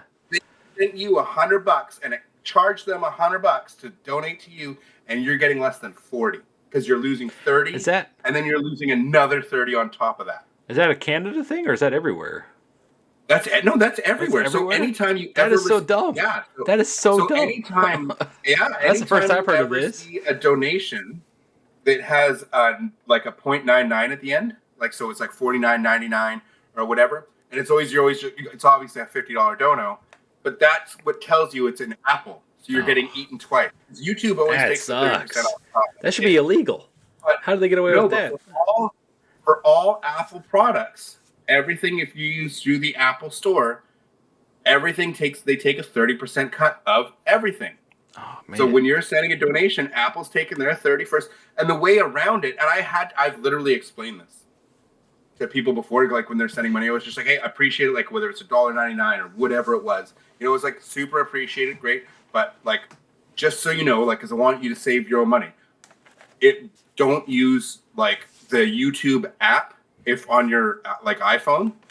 You literally just, if you go to the website, like if you use a browser, like if you use Chrome or something on the iPhone and go to YouTube that way and you do it that way, then they don't get their 30% or whatever. But if they use the app, which is super easy, so I just don't like these companies with all these predatory, like, we all got to get ours. Yeah, I didn't know that's that. ridiculous, Oh, that right? sucks. Someone sends you $1. See, I don't live stream like you. You're nice to them, and then you get like 30 cents by the end of it. Crazy, right? That sucks. That sucks. Yeah. That's just robbery right there. Absolutely ridiculous. Robbery. But my point of this was the Apple thing is that my daughter now has an iPhone. I've been Android all the time. I hate so it's just like I've avoided that ecosystem forever. Now she's got an iPhone, and I'm just like, and an iPad. You should iPad and iPhone. Accidentally drop it in the toilet. Oh, sorry. You know how expensive those things are? Yeah, they're freaking. Yeah, mine was iPhone. That's not happening, brother. And these things are going to go up in value, even though they're like over years because of the RAM shortages. They'll be worth more than what we paid for them in a year. Oh, imagine the insurance going forward with these phones. Because if you get a new phone, the insurance is probably going to be even more because the price of everything is going way up. Well, no, but the price of your phones are going to go up. Like, I'm going to say, like, they're going to double in price. Oh man! Within the next year. Like a year or two. This bubble needs to pop. But until they build the infrastructure, like the data center or whatever, not the data centers, the chip manufacturing companies, they have to build the plants to start manufacturing more in the States or whatever they're doing. Like, they are actively doing this to get more to ramp up manufacturing, but that's going to take probably like 2 to 5 years to get them up and running to the point where they can get production out the door. Oh. So we're going to be dealing with this shortage for at least a couple of years. Yeah, jeez. And that sucks. So I hope you already have your PCs built if you were looking to build one, ladies and gentlemen. Yeah, I just got one. You're happy with your phone. I just got one at what you have now. Yeah. I just got my new PC at Costco a couple months ago, right before all this crap happened. Phew. Oh, I guarantee you the price of your PC has probably doubled just in that time alone. It's a pretty decent one. I was like, I've been wanting to upgrade for a long time, ever since I think about my other one in like. If you got a lot of hard drive space, I guarantee you that you probably double the price of your machine. Nice. Because the hard drives now, M.2s and like SSD, they've jumped. Yeah, I saw massively in price. Yeah, that sucks because I wanted to get more storage. I have a ton of storage on my PlayStation. I might just yoink it and put it in my PC. If the PC version of 2K26 is on par with console, I will buy it on PC because it's so much easier to just do everything on the PC. I want it on PC. That's why I'm telling you you have to get it on PC so that we can play Universe together. Right? You know what I mean? So that your creations are there, that I can put it on my universe. And then we can play it together. Does Parsec work with Steam games? Of course. Okay, I've only used it that one time. We all used it, so I've no idea. Anyway, all right. So that's what I mean. So you have to get it on PC because otherwise you won't have any of your creations. But that's my biggest issue with them taking away this. All right. So the last question. That's what I mean is because it's going to give you the mods. That's the thing. I want to be able to have because. We're celebrating like a dumpster. Oh, that might be ruining your next question. Oh no! But they had dumpster matches on the modded things. They would they put the dumpster like over the casket, so it looked a little wonky when you're slamming the casket lid down. But they had mods were able to kind of get that kind of stuff in there. I wonder if 2K just ripped that and put it in the game. They're like, hey, yeah, we made. Well, that's probably where they got the idea. They're like, oh yeah, I guess we could just use this mechanic. That would make sense. Why don't we do that? That'd be awesome. But I want a new Hell in a Cell. Why? Why can't we just have a proper Hell in a Cell match that like you can actually wrestle on the outside of the ring? Get weapons. Not just have to throw them in the ring. It's still tiny, isn't it? Like you can't move normal. Yes. It's all like a predetermined. You can't. Yeah. All you can do is the strike thing, and it pushes them back. And you can't. And when you pull out weapons, you try to go around the corner, in the ring. And it has to do this little hop thing. It's like I hate it. Just give us a proper Hell in a Cell where we can wrestle on the outside again. Didn't the old games you couldn't even leave the ring? Could you? There was a couple of games where it was almost like a cage match. You could go out and then it would force you back in. I'm trying to remember Or am I just having like... I don't remember, but there were games where you could just wrestle outside of the ring like normal. What game was it where it was huge? And stuff. It might have been Day of Reckoning. It might have been Day the of Reckoning ones. had a huge cage, I think. I'm pretty sure. And you could literally, like you're saying, fight around outside, and you had to throw them through the thing like 20. Yeah, I think it was that one. That was awesome. Yeah. And why don't we get the proper... to me, I want a proper Hell in a Cell like that. We got to make another video about arena and the scaling, because a lot of the size of the arenas are obviously not to scale, because they have to make it to where the entrance works the exact same animation every single time, because each arena but they don't. Different. They already don't. I had this problem when using Create an Entrance. Okay. That and I'd spent at the end. I hate the way they do pyro now. I'm going to state that right now. The way for Create an Entrance, the way pyro works, you can't just press your timing, and this is where the explosion goes off. You literally have to time it in like the first 5 seconds of the video, time it, and then hit it right here, and then it's like, okay, Cody Rhodes pyro go off, and then 3 scenes later, it's going off when you do your pose. It's like ridiculous what they did and how they screwed that up so bad. But timing, you can't just press the time of the pyro because it's going to be set. You pressing the timing is like when it times it in that person's entrance or something. It's really strange how it works, the pyro now, if you've messed with it. Because I made an entrance. I tried it. Yeah. No, but I went, because I used to go crazy with these with the Creation Suite. I love making ridiculous entrances. I made one so elaborate with so much pyro and everything going off, and then the camera changes, that if you change the camera angle, because I had so much staging pyro going off while I was in the ring, and there was in-ring pyro going off at the same time, it would just hard crash my Xbox. That's hilarious. Like, I was like, perfect. I love it. I want to put this out there, let someone download it, so you'll never get to play the match, because the entrance will crash it every time. That's awesome. Like, it was hilarious that I could do that. I'm like, oh, perfect. That's obviously it wasn't tested. Yeah, that's funny.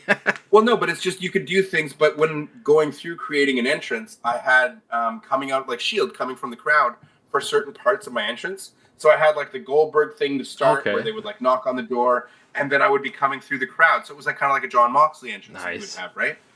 And the coming through the crowd just doesn't work for most custom arenas. You know, they could. It's a weird thing. There's an easy. It literally has to be specific arenas for it to work. Yeah, so annoying. And then it just gives you a weird default thing. And it's like you've timed your pyro up too, that the pyro isn't tied to the scene it's in either. It's set to a timing because it's in weird, like it's going to go off. If you set it off at 15 seconds of your entrance, it will go off at the 42-second mark no matter what. So now if the animation went from, it was a 10-second animation of you coming through the crowd, and then another one going through the crowd, and like coming over the barricade and stuff. So all this takes 30 seconds. It's like, and then you've timed your pyro. So when he does this, it goes off. Well, now you have 2 completely random animations you didn't pick that are just default walking. And all of a sudden, as you're walking, because it's a slower animation, the pyro just starts going off at a random point, and you're like, I spent like 2 hours making this entrance, and because I'm in a different arena, it just completely ruins it. Yeah. So I feel like the easiest... That stuff isn't tested properly.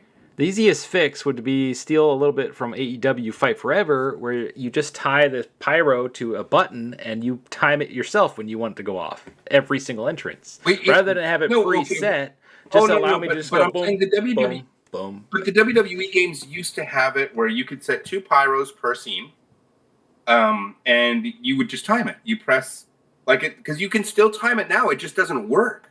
I'm talking about because like when you time it now, when you're playing the match. People just think it's broken and it doesn't work, but it does. It's just not functioning the way it should. The way it used to, you hit Shawn Michaels pyro in the ring or whatever, and it's just like, okay, you do this pose at the thing, and you press time it. As soon as your arm hits here, you time it to go off, and then it goes off, right? Yeah, kind of like when you're editing a video. It's not doing that, so it's like you're putting it 2 scenes prior, because for some reason in his entrance, it takes this long for this pose to go off, and then you literally are having to go and 2 scenes back, adjust it by 2 seconds. And it's like, is he hitting it on this frame now? Nope, got to go back, adjust it by like 2 more frames. It's the most frustrating experience ever. Most people aren't going to. Do you understand what I'm saying, though?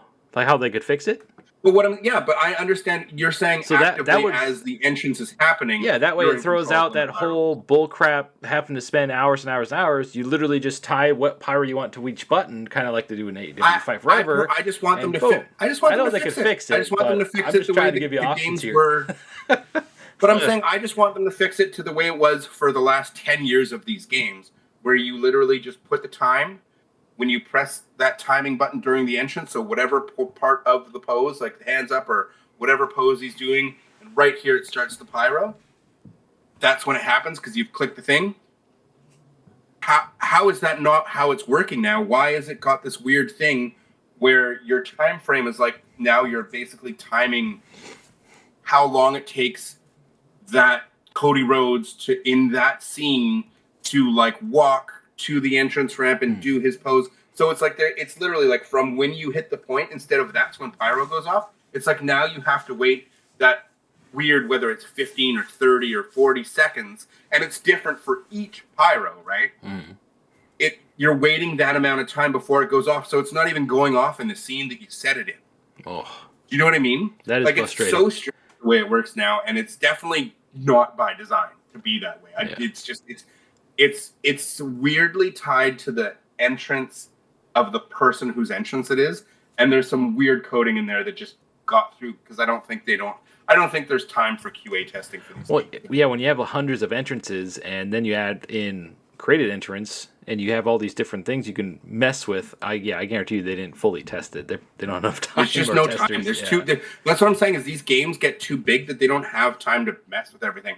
That it's like it has to be a known issue for like 10 years before they get around to fixing it. And people have to harp on it every year. That's what I'm saying. The addition of creation slots, how many year after year after year after year after year is that question being asked of them? Yeah. And Pro Wrestling Shoot, when he does his interview, always brings up too, and I'm harping on it as well, is that we need more logo slots, not just creation slots. Because he's always saying, well, the 1,000 logo limit. So it seems that this year we're likely going to be getting 200 cost slots, so they've listened to that. I pray that they listened to the increased logo limit, because that's the real killer. Yeah. Speaking of features, the next question is, the game will feature CM Punk for its showcase. Fact or fiction? Based on our good buddy, Mike Straw of Mike Straw Media and Insider Gaming, we can confirm that that is fact based on our parameters for fact or fiction.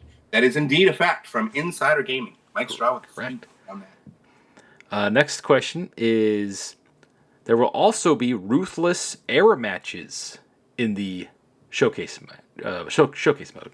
So Ruthless era, so Ruthless Aggression era matches. I mean, I'm sure there will be, but that is definitely fiction because they haven't confirmed any specific matches. We can obviously all assume what specific matches will be in there, which ones won't. I'm assuming, obviously, we're going to be getting AJ Lee and CM Punk against Becky Lynch and Seth Rollins, but it's not confirmed.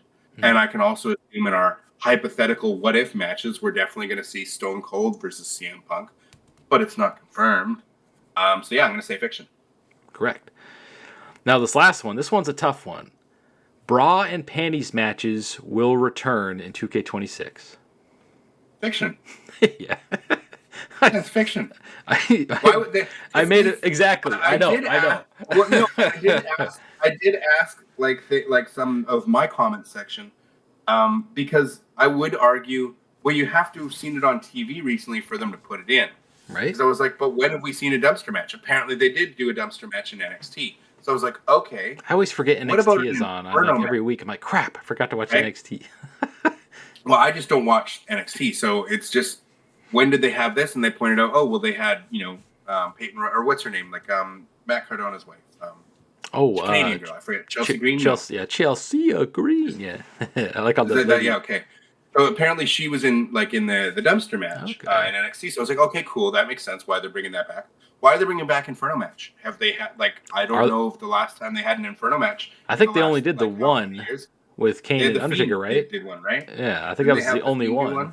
And they hated it, so that in real life, so they're never going to do it again because fire bad. That's what I mean. It's like they haven't had an Inferno match in so many years, right? So why are they bringing that back? Other than just people requesting it, right? Like I'm all for them bringing back more match types. Mm-hmm. I was just, if people were using the argument it hasn't been on TV, why would, or the reason something's being brought in is because it's been on TV recently. Well, that match hasn't, so why are we getting that? I'm happy to get it.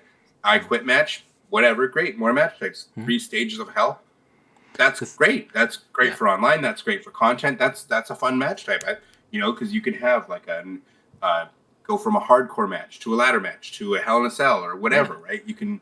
I want to see. I think that's great. I brought this up in one of my videos. I want to see the too. animation for if you can do a cage match followed by a Hell in a Cell match. I want to see if there's an actual animation for them swapping out the cages, or if it just like yank and then it just loads in the Hell in a Cell cage. I think that'd be kind of funny. I don't know. That'd be because that would be a whole bunch of animations. I just don't think if it's not microtransaction money, I just don't think the development time is going to go into it for them, because if they can see bigger return on investment beyond the purchase price, then I think the development time will go into that. I think that's why you saw like Goldberg, Nikki Bella, Brock Lesnar. You're getting these extra packs that aren't included with any of even the Blood Money edition. You didn't get this stuff. The reason that they're even making this content is money, right? Yeah. They're not just going to give you that stuff for free. We're not going to put more development time into stuff you were going to get and not make money off it, right? So it's not that I'm against them making money. It's just the fact that it's when you spend $150 on a video game and you're still not getting all the content. I guess I'm just old now, because apparently gotcha games and people like sink $3,000, $5,000, $10,000 into one game. To me, putting microtransactions into an annual game that's going to lose service after 2 years, like you won't have online functionality for your stuff after 2 years, community creations, all that's gone. I don't want to give them a penny more than the purchase price at all for anything. Yeah, exactly. Yeah. So I just am so against all that stuff. I don't think I've ever purchased virtual currency, not once. Except for the stuff that comes with the Blood Money edition.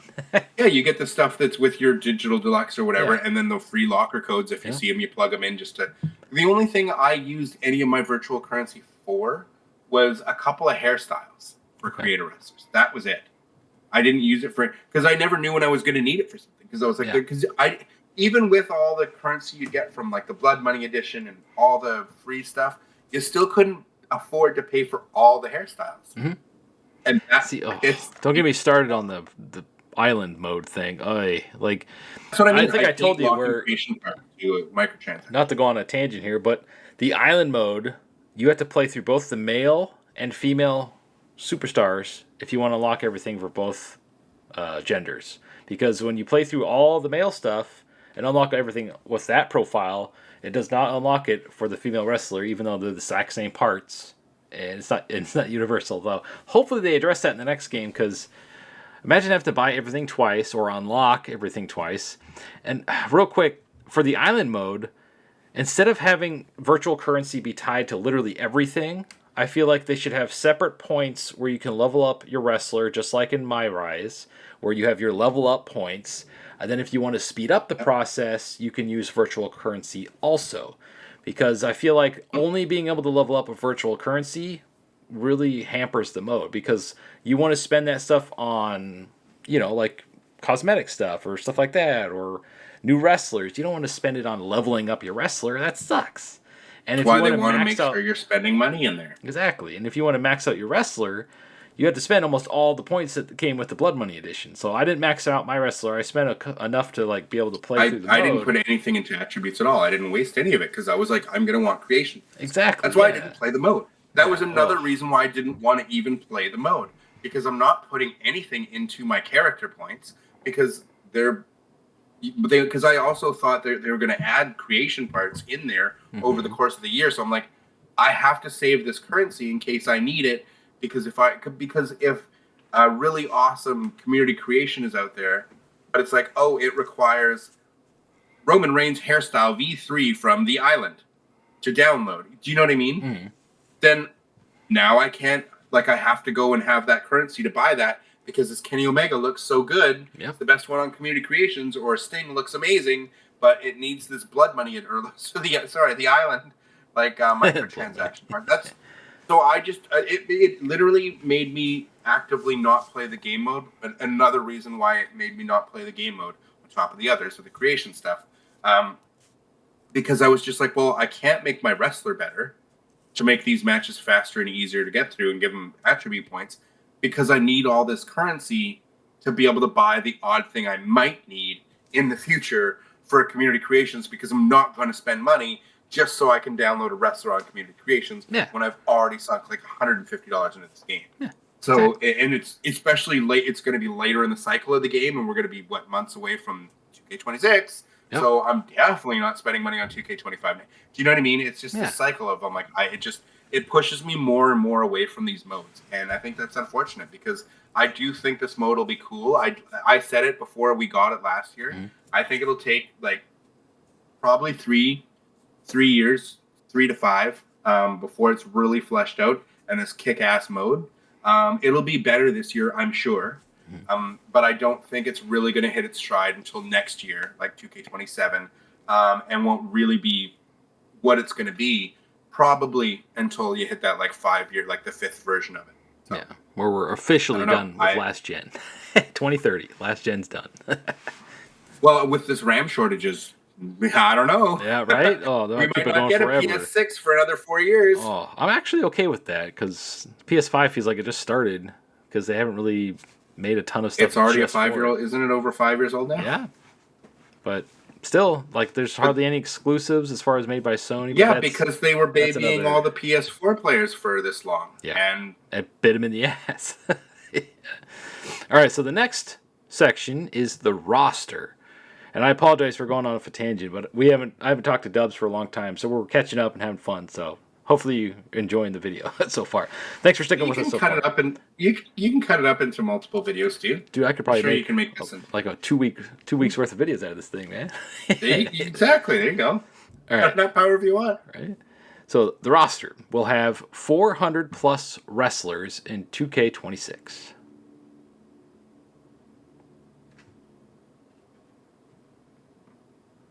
Heard this. Now I'm trying to think of where I heard this.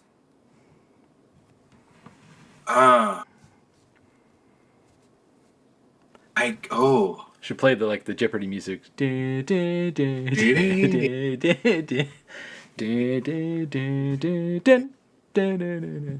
You watch Jeopardy, right? No, never watched it. I just No? You ever watched Jeopardy? Magically knew the theme. Magically just knew the theme. I kind of stopped watching it after poor Alex Trebek passed away, but the new guy's pretty good. But Alex Trebek was. I mean, I used to watch it on TV when cable was a thing, but I haven't had cable. Do you have Peacock? Probably a decade. I think it's on Peacock, at least here in the States. Peacock doesn't exist. Doesn't exist. Okay, that's right. Everything's on Netflix for you guys. Oh yeah, everything's on Netflix here for WWE stuff. I'm gonna have to say, I don't remember an article on. I didn't make a video on it. It's fiction because I don't. Right. There wasn't an article that put it out officially.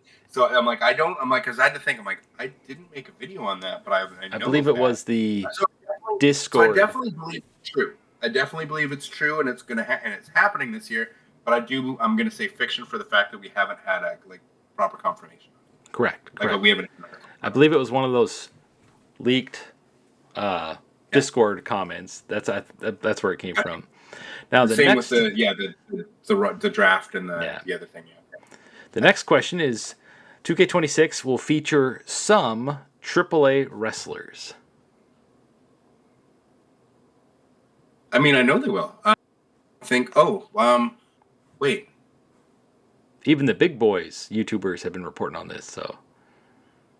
Yeah, and the SmackDown Hotel doesn't have any of them listed in the roster. I'm saying fiction. Fiction. All right. Well, there was that thing from, I believe it was Smack Talks. He showed, was it Vikingo getting scanned? Oh, the picture. No, you're right. The picture has the thing. No, you're right. That is fact. I'm wrong, right? Because I do remember that picture. I finally got you. All right, it had Joe Hendry in there. It had a few other guys. I do remember that. So that did have some AAA. So yeah, that is an actual leak fact. Well, again, you can say it's a fact, but we don't have any confirmations on the roster. Like we said at the beginning of the video, yeah. Yeah, you're right. I do think that's a fact because I remember that image. I remember seeing it. Okay. The next question, sorry, I got tongue-tied there, 2K26 will feature TNA wrestlers as either in-game wrestlers or DLC? Well, again, I think it will, because I think the Hardys are definitely going to be in. Joe Hendry, is he officially signed to WWE now? Yeah, I think he's on NXT now. Yeah, he has a WWE contract, Like so he he is should officially be. signed, right? He's not Yes. NXT, he's not TNA still. Correct. Because he'll be in the game, but I don't know if he counts as TNA. I guess he doesn't now. Yeah, because they had, like, last year we had them too, right? Like Jordan Grace and stuff. But I think in that image, wasn't there a TNA? That's what I mean. Because I don't know who's in NXT now and who's still TNA. So I don't remember if that image showed TNA wrestlers that are official TNA or not. I'm going to say yes, they'll be in, but I'm going to say fiction as far as an official confirmation. Correct. They have not been officially confirmed yet, but there are rumors and mass speculation that they will be in it because of their collaborations with WWE and the fact that a lot of the wrestlers have now had WWE contracts, like Joe Hendry. The Hardy Boys. They're going to want the Hardy Boys. Yeah. Right?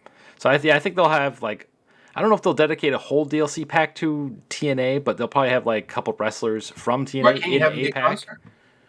What was that? I mean, I could see Hardy Boys being base roster. I could see Hardy Boys being base roster. Well, I don't know. It depends on if TNA wants the money or if the Hardys have their own open-ended contract where they can do whatever they want. I mean, some of the wrestlers can do that, so who knows? But yeah, I agree with you. I hope they're in it. I want their original theme. I really like their original theme. And then the last question for the roster, this is a doozy. WWE 2K26 will open the forbidden door and add AEW superstars, wrestlers. Billy Gunn was open last year. This one's a tough one. This one's a tough one. No, I'm saying, but 2K25 already had that, so doesn't that answer your question? It's already been open. But will they be back in 2K26? We're not talking about 2K25. Oh, do I think Billy Gunn's going to get taken out of the game this year? Maybe. Will they have? I don't think so. Okay, so you think that's fact that we'll have more AEW wrestlers in the vein of like Billy Gunn or Edge or I don't think we're getting more. I don't think we're going to get new ones. I just don't think Billy Gunn's going to not be in the game. So you're just Jericho's gonna be he'll probably be late DLC like CM Punk was, because he'll be debuting. He's like, they can't use him yet because he hasn't debuted yet. But and it'll be too late to obviously get him in for launch. But I could see him being one of the like later DLCs. You think it'll be the bonus DLC like they did with John Cena and Brock Lesnar? Do you think they do it at Jericho? Well, how did they do CM Punk when he came out? I think because he was part of the season pass. Series. This is going to be Royal Rumble. Because Punk was part of the season pass. Debut? Did Jade Cargill debut? Because she made the game that year. Yeah, she was the last DLC too. Yeah, and then did she debut at the Rumble? Was it the Rumble? I think she didn't. Did she debut in the Rumble? She might have, but they showed her backstage doing stuff, and then she was in the Rumble. So they debuted her backstage talking to Triple H and all that stuff. But I think she did debut in the Rumble as far as officially wrestling. But that's what I'm wondering. So if Jericho's in, I could see him being last DLC pack. But because they are doing these additional paid for DLCs, maybe they do that. I don't know. But as far as the AEW question, I'm going to say fiction. Like there's definitely no confirmations of that. But I don't think we're losing Billy Gunn in the game. So we are still having contracted wrestlers from AEW in there, just in the aspect of Billy Gunn. Because they also let him do the Hall of Fame thing. So he's probably got a thing in his contract or something. I don't know. Or Tony Khan's just a lot nicer than he plays ball a lot more with the other guys and wants to do what's best for his guys. But I definitely do not think you're going to get like Serena Deeb, for example. Yeah. And so for the Straight Edge Society, as part of the showcase stuff, I don't think you're going to get Serena Deeb and a head shaving, because I don't think she will be allowed. So I just don't think you're going to see that, which is a thing that I actually talked, because I had comments on some of my videos. I was like, I think you'll see Straight Edge Society stuff, but I don't think you're getting Serena Deeb. Yeah. Luke Gallows maybe, but Serena Deeb, I don't think so. All right. Now on to the last section here. Release date. There's been multiple leaks of when this game will release. So the first question is, will the game release on March 6th for the top Blood Money editions, if you will, whatever they call it this year? Oh, the pre-order. Yes. Yeah. Okay. like the Gotcha. early access version, and then March Yeah. 9th or The 10th early for the access. standard. Yeah, early access. You mean the beta testers that have to pay Play the game extra, on day one edition, or be a pleb and play. Just spend right? the regular edition cost and have to wait a Dude, week. Yeah. I hate dude, that being a content creator, that all really games are doing it now. stings. It's smart It's marketing. smart, yeah. It literally makes people who would never buy a deluxe edition pay for it just because they're impatient, or if you're a content creator. Yeah. Like, I have no use for all the DLCs. I don't need it. I'd be fine with the regular edition. But for content, obviously I have to get the game day one. I have to be able to make videos Yep. on this is what, And we're whether already it's at a creation speed editions, all this stuff. Because it's already bad enough for creators who don't get to go to the thing to capture footage early. Not that it's like everybody should just be invited or anything. Like, totally not trying to say that. Like, I think it's an honor for those who get to go, and like, good for them, and that's great. But it's like, we're already at a disadvantage covering. I was the just game, gonna say, not having that hands-on with it before everybody else. So just having that additional, like, here you can play the game a week early. It's like you're forced into doing it. I just don't like the practice. It's nothing against 2K for doing it, because everyone does it. It's the only reason I spent $100 on the UFC game. Like, I was not going. You know what I mean? Like, I was not a game. I loved the game. It was fun. I played it for the first few weeks. But then once I tried playing the game online and got just tooled every single time, I was like, oh, I just suck at this game. So then I started playing online matches that were like standing only, because I hated the submission system in the ground game in that game. I don't think I've ever played a UFC UFC career game mode where it would tell you what to do, but when you were in like regular online matches, it was not telling you what to do, and you're like, I'm not pattern recognizing the way in which he's moving his left shoulder to like. Sorry, I'm not 15 anymore. I don't have this time.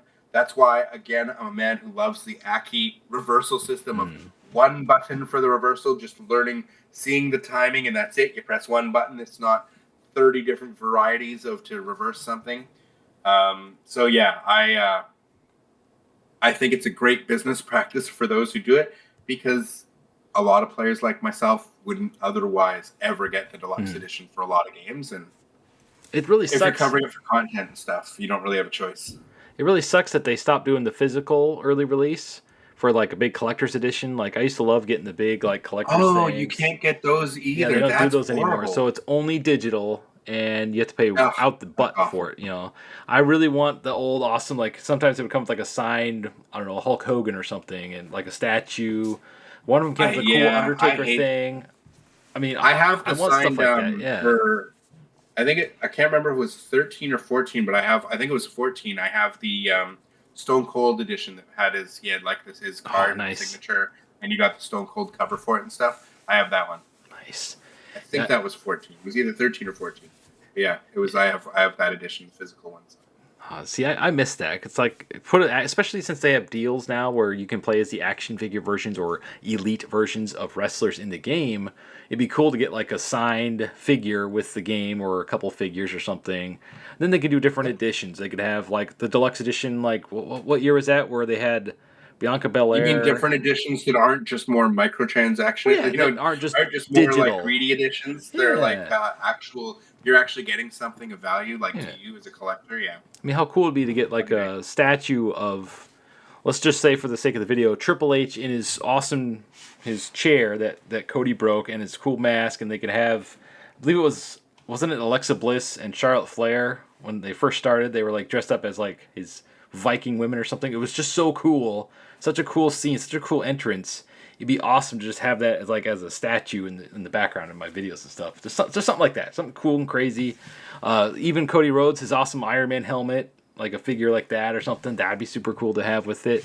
Or heck, even just parts of the ring, or just something, just some physical, tangible thing that would make you want to buy the game physically. I know they're trying to get rid of what they used to do to get you to buy those editions. Yeah, it's like, and for now me, it it's was like, enough. You got Stone Cold to sign a thing. I was like, yep, that's my edition. I love Stone Cold. And now it's all digital, and you pay $50 more than we did back then, because I don't think they were ever over what $100 back then, right? For all that stuff, it might have been like 120 one time, because it came with like a big. I think it was 2K20 was the last one they did, because if you go on Amazon, or eBay, they're still selling the whole 2K20 big collector's edition thing.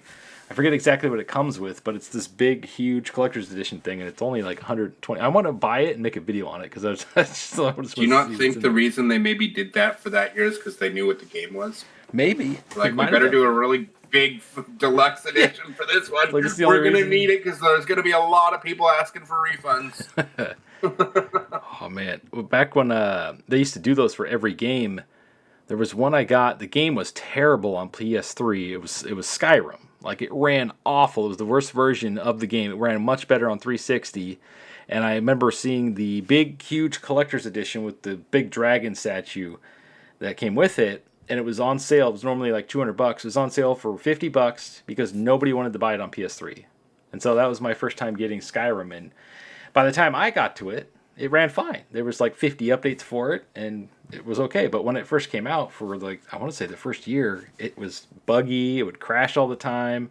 People were getting their systems bricked because it just was not optimized for the PS3. Plus the PS3 was a pain to develop for, as we all know. But so yeah, I used to buy all those big collector's edition stuff. Did you ever buy those, or like every year? The Stone Cold one was pretty much the only one. Okay. When I had the money, I wasn't into the living at home at the time. It was like, oh yeah, I didn't have a lot of money, so I didn't get a lot of that stuff. Okay. All right. So the last question for release date is: there are rumors because people can't read or understand what fiscal means. They think the game will be released in October. What? So what's the question there? So the question is, will the game be pushed back? I think the game's going to release in October? Yes. No, it's not going to release in October. It's coming out in March. There you go. Fiction. That's okay. The old release window used to be October. Yeah, every year. And that's why we got all the Halloween stuff for 2K20. So there was this article. Could you give me some more iced tea, please? Sorry about that. Oh, you're good. There was this article going around, like official websites were posting this and reporting on this, saying that the 2K26 was delayed to October because I didn't understand hear what something about fiscal, some people saying it was delayed. Yeah, fiscal. No, I do remember hearing something, but it's not true. Yeah. Like, the game's coming out in March. It hasn't been officially mentioned for March, but like that's when we're getting it. Yeah, it's March. And the gameplay, the big launch trailer is. Thank you so much. That's the official kickoff. The big launch trailer. That was shot in December. Like, it's ready to go. Exactly. Right. So it's we'll be getting that soon. It'll either be on I would assume they, like, at this point, because most years they do the inviting of creators, isn't it, before the Royal Rumble? Mm-hmm. Yeah, I think the invites already went out to everybody. And then they would get tickets to the Royal Rumble and stuff. But this year, because it's in Saudi, they're not doing that. Oh. So I don't think they're inviting. No, they're not inviting because there's no one's going to play at the Royal Rumble. They're going to play in February. Like, I think they're going to invite people out in February for it. Okay. So whatever the February pay-per-view is, it might be around that time frame. I think they might get. I don't know. In the past, it was like they would invite the creators. They would invite out. They would very generously give them tickets to. Mm-hmm. It was typically the Royal Rumble the last couple of years. I don't remember how it was when we had the October releases. I'm assuming it was probably whatever pay-per-view then. I'm not actually sure, though. I just know the last couple of years since we've had this March release window, it was always the Royal Rumble that they'd get invited out for, and that was like our news cycle. That was like the start of it, right? Yeah, exactly. Because they had embargoes where you couldn't do anything for a few days after they captured the footage, and then we'd get like a stream of content from every creator that went, right? Yeah, and that's fun. Yeah, this year I think it's just I think it's all being pushed back. So I just don't think. I think they're holding the gameplay reveal trailer. I could be wrong, but I think they're holding it for the Royal Rumble. I think we're going to, instead of get it leading up and have the creators be able to go to the Royal Rumble, I think it's just all getting pushed back because the Royal Rumble's in Saudi this year. So I think we'll see the reveal trailer during the Royal Rumble, is my guess. And then creators will be brought out for whatever the February paper, like Elimination Chamber, wherever that is. I think they'll be invited out to that. It's my guess. But, I'll have to look that up because I don't remember where it's at. I wonder if they'll do it at a random Saturday night's main event, because that seems to be the go-to event nowadays. I wonder if that's when they'll invite out the... what they'd invite them to, the event they'd invite them to, or for the reveal trailer? For the event that they would invite them to. Maybe that's just a separate thing that they do online. Maybe there is no event for them this year. It's quite possible, but I would assume that they're going to invite them to the Elimination Chamber. I'm just going strictly based on, I know they brought them to the Royal Rumble the last couple. Gave free tickets. So the Rumble, which was super cool of them, very very cool. What day is the Rumble? Is that the 20 or is it the 30th? It's the 30th. 30th. 31st. So that means Elimination Chamber probably won't be until almost the end of February.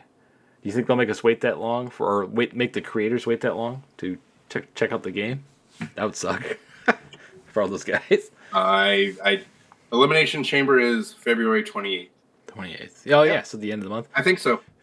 Why wouldn't they? It's a long wait. Because then you're getting that hype cycle of them putting out content and like 2 weeks before the game comes out. Like a week before the game comes out, right? So you're getting all the footage, you're getting all the hype, and then the game is pre-release right there, like as soon as, you know what I mean? Yep. So I do think they would make them wait till the 28th. Let me ask you then. Say you got the nod from 2K. I wish. And they were like, Clint, we'd like to invite you out to come and check out the game if you're so inclined. Would you prefer to get it earlier in February and get no event or a Saturday night's main event like you're talking or something? Or would you prefer that you got invited out still and also got tickets to Elimination Chamber in the United Center in Chicago at the end of February? Well, obviously, the answer for me is the obvious. Yeah. I would much prefer the pay-per-view. Exactly. The experience of a big pay-per-view. That'd be awesome. That'd be amazing. But for me, I would be super happy just getting the invite and getting to play the game early and be able to make content around it and put out some good content for you guys. To me, that is enough. Like being flown out for that and being able to get that, to me, that is like super incredible. Mm-hmm. So the fact that they do any event, super generous of them. But if you were given the option to play the game even earlier and get out content earlier, would you prefer that, or would you prefer waiting the extra 2 weeks and get the actual, I would much rather go to the event because, we're wrestling fans. We want to see the big show. Yeah. And especially that's the last big pay-per-view before WrestleMania. So obviously I would want to go to plus Elimination Chamber. Yeah. It's Elimination Chamber. It's not just a normal pay-per-view. It's a great gimmick. Exactly. Yeah. That would be awesome. I was lucky enough that we got Survivor Series War Games here. Not this year, but last year. And so for me, that was the first time getting to see like a gimmick match like that. Oh, nice. Because we've had it we don't get a lot of shows out here. Like I think that was our first pay-per-view in decades, or maybe ever. I don't remember if we ever got a pay-per-view before actually. But it was like it had been a really long time. And we have, I think, maybe in like the Attitude Era. But it had been forever since we'd had a pay-per-view here. Man. And it was so cool to get to see a gimmick match. It's just neat. So something like the Elimination Chamber, that'd be so cool. I would love to see a Hell in a Cell live. Couldn't imagine. I don't know how it plays on like being in the arena, but just the atmosphere of the pay-per-views and stuff. So cool. Yep. So cool. That energy, that just that raw energy from all the crowd and everything, especially a big, like we just said, the big pay-per-view of the freaking Elimination Chamber. Now, I was going to say something I totally spaced because it was regarding the Elimination Chamber and everything. Oh, yeah. So No Mercy, my memory came back. No Mercy was the last big pay-per-view they had, I believe, in Portland, Oregon, which is where near where I live. I don't want to get attacked or whatever. And it was the No Mercy where Jericho got hit in the face with a ladder and knocked his teeth out. Do you remember that one? I forget who he was wrestling, but that was the one I went to. And Undertaker had a match on the card.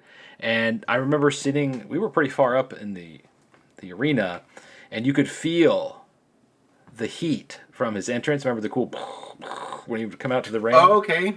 That's and neat. You could feel the heat all the way up. I'm like, holy crap! I can't imagine the people in the front row if I could feel it all the way up there. Like the heat was intense.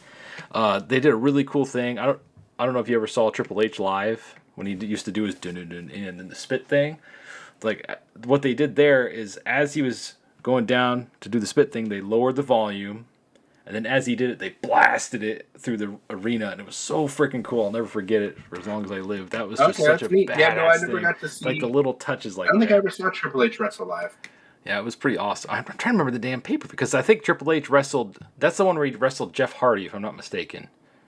I have it on DVD. I just got to go find it somewhere. I bought that one because like that's the one I went to. But of course, I was on the side where the camera's at, so you can't see me. So I'm on the opposite side. I'm like, darn it. Yeah. It was so bad. Yeah, because we usually just got house shows for a lot of years. So, I mean, we got like an NXT house show here at one point, so we saw those two. But yeah, it was usually always house shows, and then SmackDown, we got that one, which was like the first televised event in forever that we've had, like I think decades, I think. I think there's a. And so I went to that, and then we got Survivor Series last year, which was amazing. I was just so I went to that too. But again, tickets were so expensive, and now I could never imagine going to a WWE pay-per-view because it's just the price is too high. Speaking of tickets, they're going to have SmackDown here. I believe it's, let's say February 1st, or no, I think it's March 1st. They're having SmackDown here in Portland, Oregon. And the tickets last time they were here were about $100 for like the 100 level seats, and they went up to 200 this time. And so they literally doubled in price. And it's like, this is ridiculous. And that's not like really good seats. You know, that's I forget exactly where the 100 level is, but I mean, you can still see everything, but you're pretty far back, and it shouldn't be $200 for that. It's like, are you serious? That's why it's terrible. They've priced people out, but people are still going. People are still paying it. So you can't fault the company for it. If people are willing to pay the prices, that's on them. I think it's terrible. But we've got AEW Dynasty, our first AEW pay-per-view coming here, and tickets, I was shocked at how reasonably priced they were. Yeah. Like I was going to wait till the day of or the week of the show and just get like cheap tickets because I figured there's no way this will sell out. Like the only AEW event we've ever had here was a Collision, and it barely sold like 7,000 seats, right? So I bought my tickets early for that, and then day of the show, like my tickets were like half price. You know what I mean, for the same kind of section. So I was just going to wait. But then when I went online and I looked at the ticket prices, I was just like, what I was willing to pay for nosebleeds because I was expecting for a pay-per-view so much more to be so much more expensive. What I was willing to pay for nosebleeds, I was able to get like lower bowl row 1. Oh wow. Seats for like, so I got like 3 seats for like under $200. Oh, wow. Nice. Canadian, right? Every time AEW comes to Portland, it's pretty cheap. Yeah, it was remarkable, like for a pay-per-view. So and AEW pay-per-views never ever disappoint. Like I always think they always put on an amazing show. So I was definitely going to go. I just was going to wait till the day of. But I think they've priced their tickets. Like there obviously are some expensive seats depending on where you want to sit. But the fact that you can get in for such and get like lower bowl for so cheap, like these were cheaper than my Collision tickets were when they came here. Like it's a different section from where I sat, but I'm like by the ramp and stuff, and it's good area, good seats, and so nice. I'm really impressed that AEW. I really hope they stick around and are around for decades to come because it's good all around for everyone. Having an alternative, whether you like the product or not, is irrelevant. Exactly, yeah. It's just good to have the company around. So I hate the tribalism and the this, that, the other because it's just it ruins the pay for the wrestlers. It gives a monopoly back to fully to WWE where they are in full control of dates, everything. Like wrestlers they have a much higher, better quality of life now because AEW exists wherever they work, whether they're working in WWE or anywhere, because of them. And think of all the ring crew, the setup, everyone, the TV crew, the producers, all these people have jobs that would not have jobs because there's just not enough of those positions available. Yeah. So it's just there's so many downsides to if AEW went out of business, and because of the new rating system, the way they've changed them. I don't know if you've heard about this, but they changed how they do the Nielsen ratings. Because I just listen to like Pollock and Thurston and wrestling podcasts and stuff like that for wrestling coverage, and they changed a couple months ago how they do the rating system across the board for all of TV, and for like the majority of television, everything's ratings went up by 8%, 10%, something like that. Like sports across the board all went up, but for whatever reason, wrestling, and it looks like it's because it should be treated in the same way that sports is, because I think there was theories of it because you're leaving the show on and it's like a 3-hour or 2-hour show, it's categorized differently than like sports would be, where because it's the same thing with sports, you'd leave your live sports on, but so they do the ratings separately for sports, where I think they should be treating wrestling the same way. I don't know if that's the issue, but regardless, what happened was the day that they switched, they had both the old method numbers and the new method numbers. And the old method numbers for that same week had 20% higher ratings across the board for wrestling. 20 to 30%. It was a 20, wow. 30 to 30% drop in the ratings and the demo and everything for the new method versus the old method. So across the board since then, it's literally been about a 20+% drop. And this is not just AEW. This is like SmackDown, whatever it is, because I know Raw's on Netflix, right? So it's SmackDown and NXT and all that across the board for the network TV. The ratings the new rating system is down, and it's just a weird thing because everything else in like television went up, where it's like this is just affecting wrestling, and because WWE is tied to their Netflix deal, it doesn't matter for them. Mm-hmm. But for AEW, who's got a TV rights deal coming up in a year or two or something, that's really huge. And the fact that Paramount or whoever, like the fact that WBD is going to be getting sold as well. Yeah. Both these things are not adding up well to the longevity of AEW and them getting a profitable big TV rights increase deal in the coming years. Like, because where are they going to go?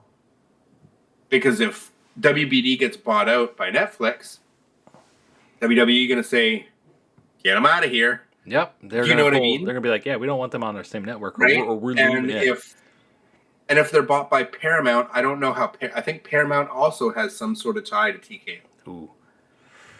I don't remember what it is, but I think there's UFC or something. I think it's UFC. That's what I'm saying. Yeah. So again, they can just be like, "See you later. Let's kick out the competition." I know Peacock doesn't exist in Canada, but that'd be funny if Peacock got it because maybe they want more wrestling. Okay, I could see it going to Peacock, but that'd be kind of cool. But what Amazon. Kind of money is Peacock going to pay for it, right? I wonder. That's what I mean. So I really, really hope that they're able to get a profitable TV deal, that it's a profitable business for them. Because Tony Khan's not just going to run it and pay all these wrestlers this ridiculous money just as a money sink, just because he can. Yeah, I think he might for maybe a couple of years while he tries to get a new TV deal. But if it's evident it's not going to happen. I don't think AEW sticks around like just holding on by a string like TNA did. Yeah. I don't think that'll happen. Right? So I'm really worried about AEW's future. So this could be the last chance I ever get to see an AEW pay-per-view. I wonder. I don't have the money to be able to just go travel out to, fly out everywhere to go see anything. So for me, it being my hometown, I'm just super excited for it. Nice. Now, I know it's not the same as like buying the TV deal, but do you think like a company would come in and buy them up if they couldn't get a TV deal and then put them on a network? Like, let's say Saudi Arabia, WWE, or should I say TKO, because TKO owns them now. Like, what company do you think would buy them up if they were to get bought up? Kind of like what happened with WCW. Like, Ted Turner was done. He didn't want to do it anymore. And he... Oh, you think if Tony Khan were to sell just the video library, the tape library and everything up? I don't know. I don't know if he'd ever do that. It's wrestling fan, diehard wrestling fan. And the last thing I think he'd ever want to do is, because if it was up to Ted Turner, I don't think he would have sold WCW. Do you know what I mean? And exactly. Tony Khan in this situation is that billionaire. He's the billionaire. So I don't think he would want to sell his company willingly to TKO. I could see him giving an ownership share and stake. Like I believe TBS or TNT, I thought they actually do have some sort of ownership stake or something along those lines with AEW. I could be wrong. I just remember hearing something like that. So I could definitely see them do like some sort of ownership share so that they have skin in the game to whatever, whatever station, like whether it's an Amazon Prime like TV or if it's like an old school network television like a Fox or something. Mm-hmm. I could see them doing something like that. Do you think they would do a YouTube channel? I mean, they wouldn't get the revenue, but... Well, no, it won't be profitable. It just doesn't make sense. Like, look at I don't think an NWA they tried with AEW Dark, right? They had a YouTube. They had them on YouTube, and they would have like Kenny Omega wrestle on it, or they would put stars on it just to try and push people, and it do it, right? Kind of like they're doing with AAA And wrestling. that's the thing. Like, I never got to see Kenny Omega wrestle, like when he was injured when Collision came. So I've never got to see him wrestle live in person. And he was like my favorite wrestler from like 2017 to through a lot of his AEW run, because it's just like he was the man. Like it was so cool. A Canadian guy too, right? To me, I never got behind Edge. I thought Edge was cool when he was a mid-carder in WWE when he first started, with the cool music and everything, and then in the Brood and everything, and the whole, the TLC feud. I never liked him as a main eventer, his character. I also felt like he was taking spots from a guy like RVD, who I always thought should have been in that spot. So I never really got behind Edge. So for me, like the last Canadian, and Jericho I've loved, but I've never considered him my, I don't know, I've never had that Canadian thing with Jericho, where it's just like because he's Canadian, because I don't even think of him like that, even though he is. For me, Bret Hart was that last guy where it was like, this is our guy. He's like, Captain Canada. He was on TV. He was on TV Guide. He was like a Canadian icon. Yeah. That he was the face of the company when he was there. Yeah. Well, but it was like people who didn't know wrestling knew who Bret Hart was, right? You knew the Hart family. Yeah. I don't think Kenny Omega's at that level where just like an average person knows who the hell Kenny Omega is. I don't think he's there, but I much more have that, like, he's a Canadian boy, and go Kenny. I get that way more from him than I ever did from Jericho or Edge for some reason. That might just be me. But it's just as a fan, I haven't really thought of many wrestlers as like, oh, he's like Canadian, like rooting for him extra hard because of that factor. And he play I think a lot of guys, they just don't really play into the Canadian thing. I don't think Edge ever really did. Whereas Bret Hart was coming to the ring with a Canadian flag, it was part of the gimmick, right? Yeah. Being from Canada. I think that's really what it is. Whereas I don't know if Kenny's really done that so much, but they do shine a light on the Winnipeg thing a lot. So I don't know. I'm just excited to see a local boy wrestle, and I'm hoping they put him in the title match. I'm hoping he's wrestling MJF for the title and he wins it here. That'd be in Canada, because I think that would be awesome to see. That would be freaking awesome. Yeah. When was the last time he had the title? It was during 2017, wasn't it? Where he had all those different championships and everything when he was in AEW? Oh no, AEW started in 2019. Oh, what am I thinking? Oh, yes, I'm thinking of he was in New Japan. New Japan, yes. He was awesome, in New Japan, and crazy matches. I loved the end of his run in New Japan. I wasn't crazy about his gimmick as the cleaner. When AJ was still in, before he took over the Bullet Club, I wasn't crazy. I didn't really know who he was. I didn't, and I only kind of followed New Japan, whereas I would watch Wrestle Kingdom, and maybe I'd watch the show the day after. They'd always have the New Year's Dash or whatever. I might watch that as well. But that was basically it. The rest would be through wrestling podcasts, Dave Meltzer, or they used to have live audio wrestling on Sundays and stuff. That was something that I'd always listen to, and now it's post wrestling and Wrestle Talk and whatever. So I get New Japan news that way if I ever listen to wrestling podcasts, but I never really watched a lot of it. But Kenny Omega was one guy who was okay, I would actually seek out the G1 and stuff, or certain matches and stuff like that. And I would seek out Kenny Omega, oh, he's the champion, he defended against this guy. I would actively seek out that stuff when he was on top there. It was like that. Otherwise, it was always I'd watch parts of Wrestle Kingdom, fast forward through a bunch of matches, and watch the headline stuff. But Kenny was that breakthrough star to me that made me want to actively watch the product prior to AEW being a thing. Nice. And then when AEW was a thing, I don't think they had the greatest creative. I honestly think that the company should have been built around Kenny Omega at the start. They should have, I thought they should have made him champion early on. It was fine to have Jericho. I totally understand why they went with Jericho as their first champion.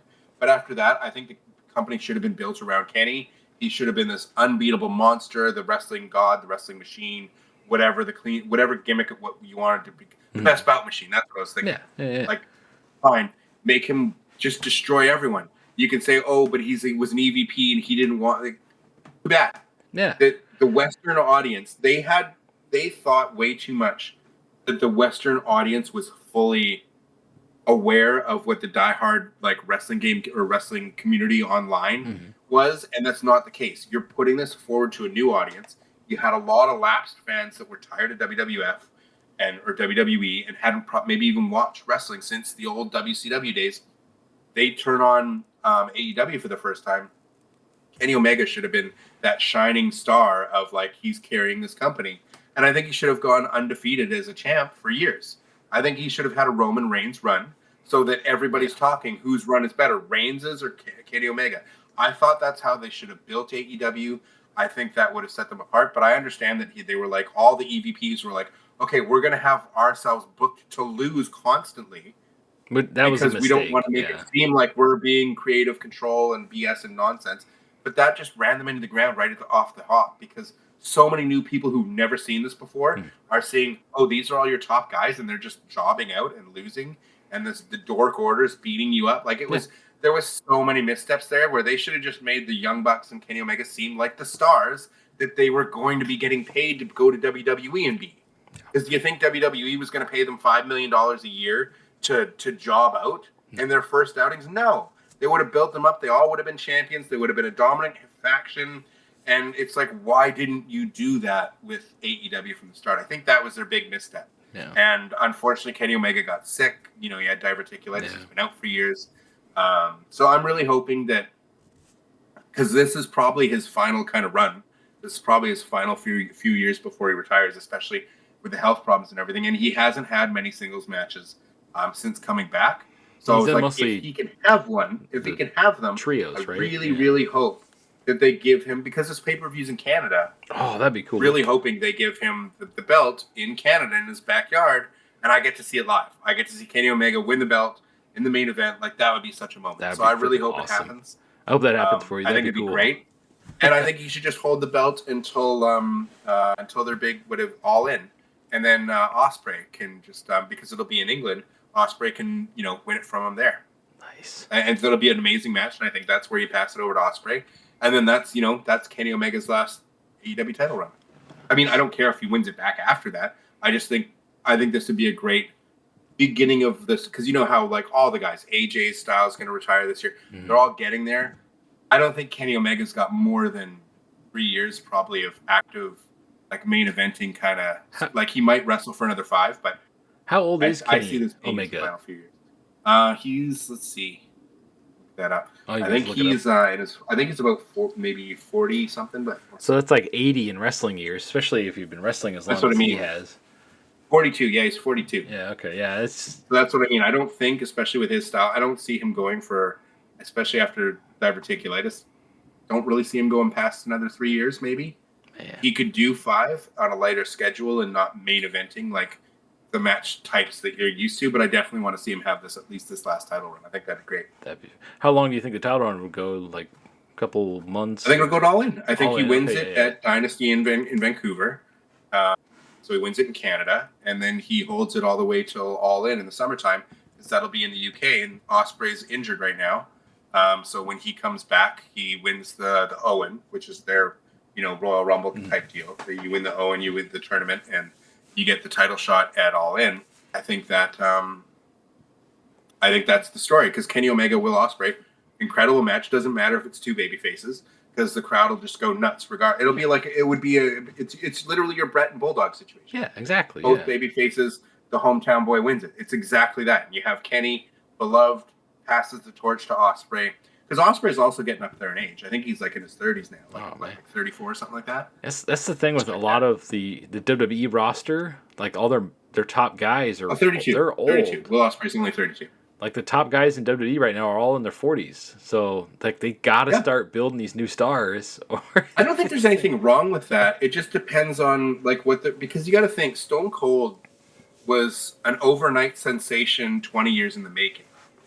Do you know what I mean? Yeah. Like, he was the ringmaster, this, that, the other, and all of a sudden it's like he exploded out of nowhere after the King of the Ring, and then from there it was rocket on his back and everything. It's like, but no, the guy was wrestling, like, he wrestled in WCW for all those years, Stunning Steve, like, everybody knows that, but it's not like he caught fire and became the biggest star in the history of wrestling, in my opinion.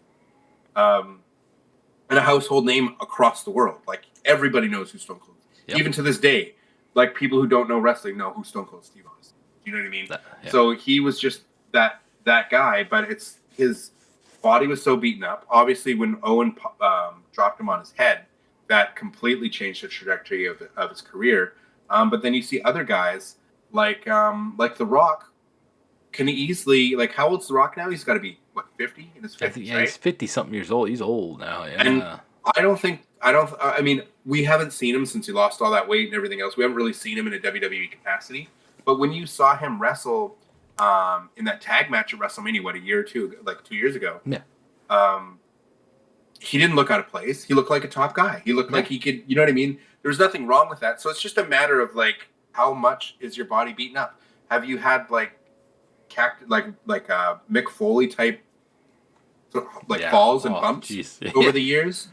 Or are you on a lighter schedule, right? Like, are you on that Hogan schedule of 300 plus days a year dropping on your ass? Or are you running like an Andre, you're a special attraction, you only wrestle, you know what I mean? Yeah. So I think guys who have taken care of their bodies, plus now DDP, yoga, everything else, it's just, I think it's a lot different. 40 now as a top guy, I think it's very different now than it was 30, 40 years ago. Yeah. So I don't think it's as big a deal. It's just, I think it's a matter of your bump card. Like, do I think Darby Allin is going to be wrestling at 50? Nah. No, I do not. He's going to retire or die in that ring. But I say that, but how old's Jeff Hardy? He's still wrestling. True. Well, who do you think took crazier bumps? Who do you think took crazier bumps, Jeff Hardy or Darby Allin? It looks like Darby's trying to actively unalive himself every time he takes a bump. Like, I saw a clip of him getting, what was it, like powerbombed or suplex or something on the stairs. Or belly, I think it was belly to belly onto the stairs, like the metal staircase. Oh, my back hurt just watching that. It's like, geez. And then that bump was absolutely nuts. Like, to me, what's really funny about it is, with Darby Allin matches, he's so used to taking all those kinds of bumps. Like, the fan base is so used to seeing him take those. Like, yeah, that made you cringe. But you know what you don't even remember happened in that match? That he took an awesome bomb onto the ramp. Oh, yeah. Yeah. He got awesome bomb from in the ring out onto the... That in itself normally would be like a monster bump. Like, whoa, what do you... So, and that's what I mean is, like, Darby's taking multiple of these bumps in the same match. And Jeff Hardy was the same thing. I don't know how Jeff Hardy's not crippled. Like, the amount of, like flips off of very high scaffolding and ladders all the time through tables, and not always with great landings. Like, I'm shocked that he's in as good a state as he's in. But also certain styles, too. If you look at RVD, my favorite wrestler for so many years, an innovative style that nobody else can do. Just such unique offense and very entertaining, everything else. But a lot of what made him special was his athleticism and the fact that he would, like, the shape he was in his 20s and in his 30s. So when you see him wrestle at 50, yeah, you can still play the hits and he can still do a lot of the things, but you're not witnessing the same. He's not getting that height on a 5-star frog splash, nor does he need to or anything. But it's not the same. Like, for him, yes, he can still wrestle a match and it's fine. But it's not the same as if you're seeing The Rock wrestle at 50, because the style that The Rock wrestles so very different. So we don't, like, someone like The Rock does not need to do the things that RVD would need to do. Yeah. Like, RVD was known for being able to jump literally across the entire ring to do like a Van Terminator. I don't know if he's still doing that today. If he is, good on him. Like, I think he's very seldomly ever wrestles, but he did have a few matches in AEW, and I thought it was great to see him back. But it's just, you see the difference between a 20 or 30 something RVD versus a 50 something RVD. It's just a world of difference in just like, it's like the feeling you get from like a SmackDown Here Comes the Pain, like the impact of those moves and the F5s versus like today. Like, the game's still fun, but it doesn't have that feel, that impact. It's the same kind of thing. So for certain wrestlers, I don't think you're going to see them. They're not going to be top guys in their 50s. But if you had Stone Cold Steve Austin never have his neck problems and was able to wrestle all those years, he would have been a top guy the entire time. He would have been on top always. Like, certain guys, you're not taken out of that top spot. Yep. You might not hold the belt on them all the time, but certain guys are just always going to be on top.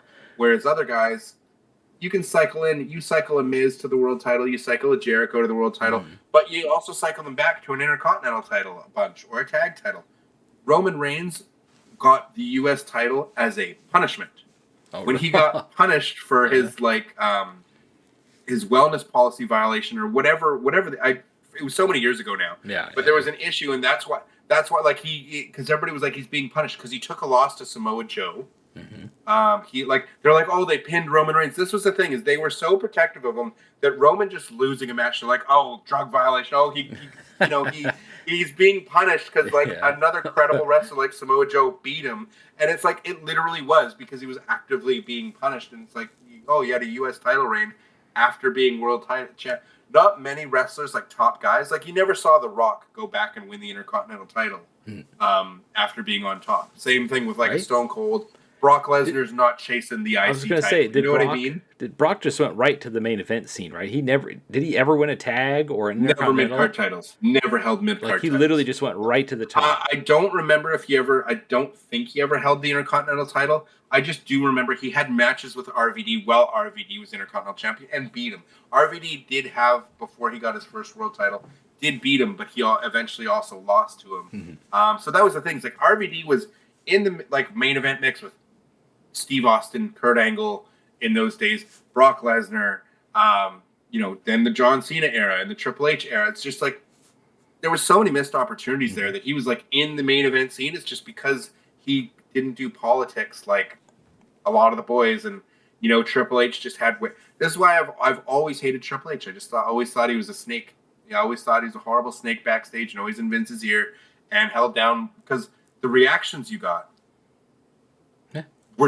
The reactions he got from the crowd all the time were so loud, and I think the right choice would have been to have in the angle where they had the invasion thing, where they had Austin feud, because Austin was a bad guy, but he was a comedic heel, and leading the invasion, and then you had RVD was getting these huge reactions, so they threw RVD in that main event slot, and when they had him versus Angle and for the title, the triple threat. I thought RVD should have won there. He should have 5-starred and hit Austin, won the match, and it would have literally been a rocket on his back. And I think they really missed the ball. And by the time he finally got the belt, I mean, it was unfortunate that he got pulled over and busted for weed and whatever else, that they literally had to just take the title off him a week later. Yeah. It was horrible timing and very sad. But I still thought they put the strap on 7 years too late. They should have put it on him way sooner. But that's the way it is. That's why I like the fact that there's 2 companies now. Yeah. It's nice that there's an AEW product for you to watch. If one frustrates you, you've got the other to watch. Yep. Competition is always good. We need more competition, not less. That's why I was always hoping that when TNA started, I was hoping that it would get to that level of WWE, but as far as scale and size and star power and everything, and AEW, despite everything that's happened with the arenas not being stuffed full and stuff like that, it's still a good product. It's just it has this stigma around it, and it's for some reason it just can't lose it, and it can't bring people back. And not hiring some old fart WWE guy isn't going to fix it. Making their talent shine, it seems like they've been trying to do, is what's going to get people in the door and oh, these guys are awesome. I want to see more of this, and it's a slow burn, but I think eventually it'll pay off. I made a tweet last night, and I think it holds true. I just said that you could plug in so many AEW talent into WWE, and it would make it a better product. But there's such a very small handful of names from WWE that I think could actively improve AEW. Take that for what it's worth. And what I mean by that is you could take, and I think Will Hobbs I think it's official. He's signed to WWE. He opted to go there instead of, I'm sure AEW offered him tons of money. But from what I understand, he's took a less money deal to go over to WWE, and that's fine. I honestly don't understand why AEW has this. They haven't booked the super jacked guys, your Brock Lesnar bodies. They haven't booked those guys overly strong or the way I think they should have. I think they tried with Wardlow, and they just a lot of their big guys just keep getting injured at unfortunate times. Because every time it feels like they are doing that push, they get injured. And Wardlow just had really bad luck with injuries. But I thought Powerhouse Hobbs was one that he really should get pushed, and I think CM Punk was all for him getting pushed when he was there. I think there was a lot of guys behind that, and he was never not like he was a trios champion. He was in some programs, but he never really had like a singles push. Like realistically, like I think like obviously Punk and a few people worked with him, but he never really got that. And I think it's a big thing is probably mic work too. Like you need to be able to be a top star in today's wrestling. You really need, I think promo ability is more important than in-ring ability because there's so many wrestlers that are really good in ring. But there's so few that can put butts in seats just from Mike. I think that's why MJF is such a star and stands out so much. It's just because he's so much better at promos than other people. And I think that's a big reason why I've always thought of Kevin Owens as a much bigger star than Sami Zayn, even though they're both incredible wrestlers. But I've always considered Kevin Owens to be the bigger star because he's a much better talker. Yes, absolutely. Absolutely. And Sami Zayn's gotten a lot better, don't get me wrong. But I think it's way more important to have the mic work than it is in-ring work in today's landscape, just because everyone is so athletic and talented. You know, the perfect example of that, even though he didn't make a lot of sense during his promos, but he had that incredible passion and rage, is the Ultimate Warrior. He wasn't a very good wrestler, but he had a gimmick, and when he talked on the microphone, people listened because they're like, "What is he going to say next?" Because he's insane. Well, back then it was like they just turn the cameras rolling, and the guys they're obviously on something, and they're just. You know what's funny is, I always tell my buddies this that are wrestling fans. I'm like, I think the Ultimate Warrior was going to go to wrestling, right? He saw Hulk Hogan. He saw him going crazy. He saw Macho Man Randy Savage. He saw him, oh yeah, brother, going absolutely crazy. And then all of a sudden, he's like, I'm going to dial it to 11, and I'm going to go even crazier. And that's how he came up with the Ultimate Warrior gimmick. I honestly just think he just did a bunch of lines. I think most of them were just doing a lot. I think that's just, that was a lot of them just very... It was chemically infused. Yeah, promos, dude. Which you're just not going to have that today. Did you ever? Can't. You literally just can't. And you might be able to get away with it in some indie, but you're not getting that in today's wrestling. And I don't think most people really want that because it's what I've always hated is the guy playing wrestler promo. Yes, like, exactly. I'm really angry and loud talking now, and it doesn't play well in today's landscape. That. I think that's the biggest thing is I think more than anything, these wrestling schools, and I think what they're not doing is like just forcing them to just do promo after promo after promo. And they need to be getting in front of live audiences and doing promo after promo after. It's because that's what the one thing that Kevin Owens always said when he ran into Stone Cold when he was a young wrestler. And what advice do you have for me? And he said, just never shut up. Like just get on the horn and just start talking. You know what I mean? Like that was I'm paraphrasing, but that was like his advice to him, and that always stuck out to him. So he always worked on his promos from then on, and I think it really shows why, to me, he is one of those names that I would say you could take so many AEW guys and plug them right into WWE, and they'd be great. But there's a very few that I think would fit into AEW. One of them, I think, is Kevin Owens. Mm-hmm. I would love to see Kevin Owens move to AEW and put the rocket on his back. Mm-hmm. I would love to see AJ Styles, though it's too late. Obviously, he's going to be retiring. It's too late, unfortunately, but I would have loved to have seen AJ Styles. Seth Rollins would be fine. Obviously, Roman Reigns, you get a big star like that, that's fine.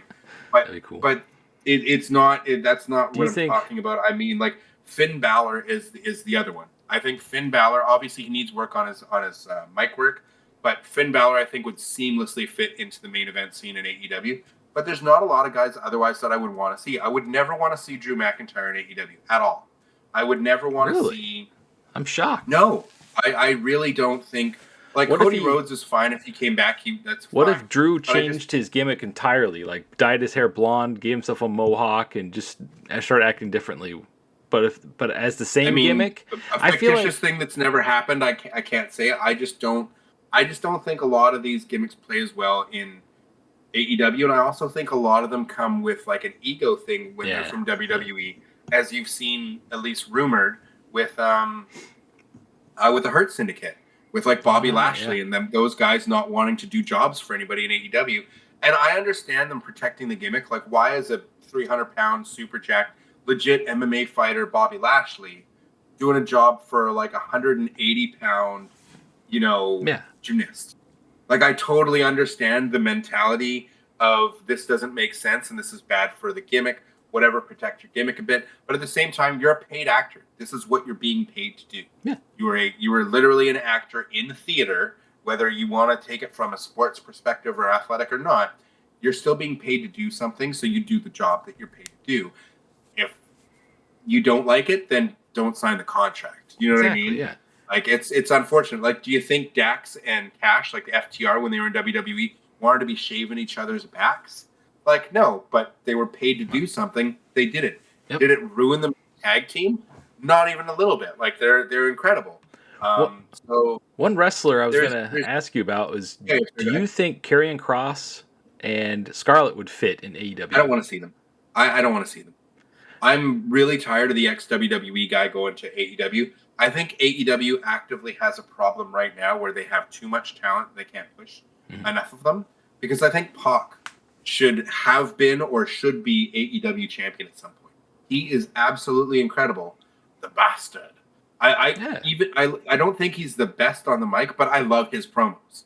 His accent alone, his promo is so different than really anybody else that even if he's not the best on the mic, I think he's definitely good enough to be that top level.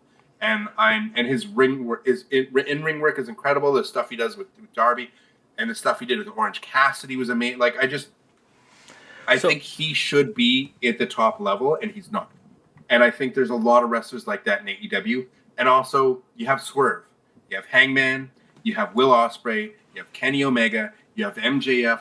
All these can cycle through the world title, and then you've got Jon Moxley still. You know what I mean? Like, there's so many there that. What are you doing with Edge? Yeah. Adam's done next to nothing. Yeah. And I'm fine. I don't want Adam Copeland to be in the main event scene taking those spots because it's okay. I've seen him. Let him play the hits. Let him have fun with Christian. Let him work with his best friend. I'm fine to see them as a tag team and having fun together again. Mm-hmm. That's why he signed to AEW in the first place. But Christian, shockingly, was like my heel of the year 2 years ago. Like his promos and stuff were incredible.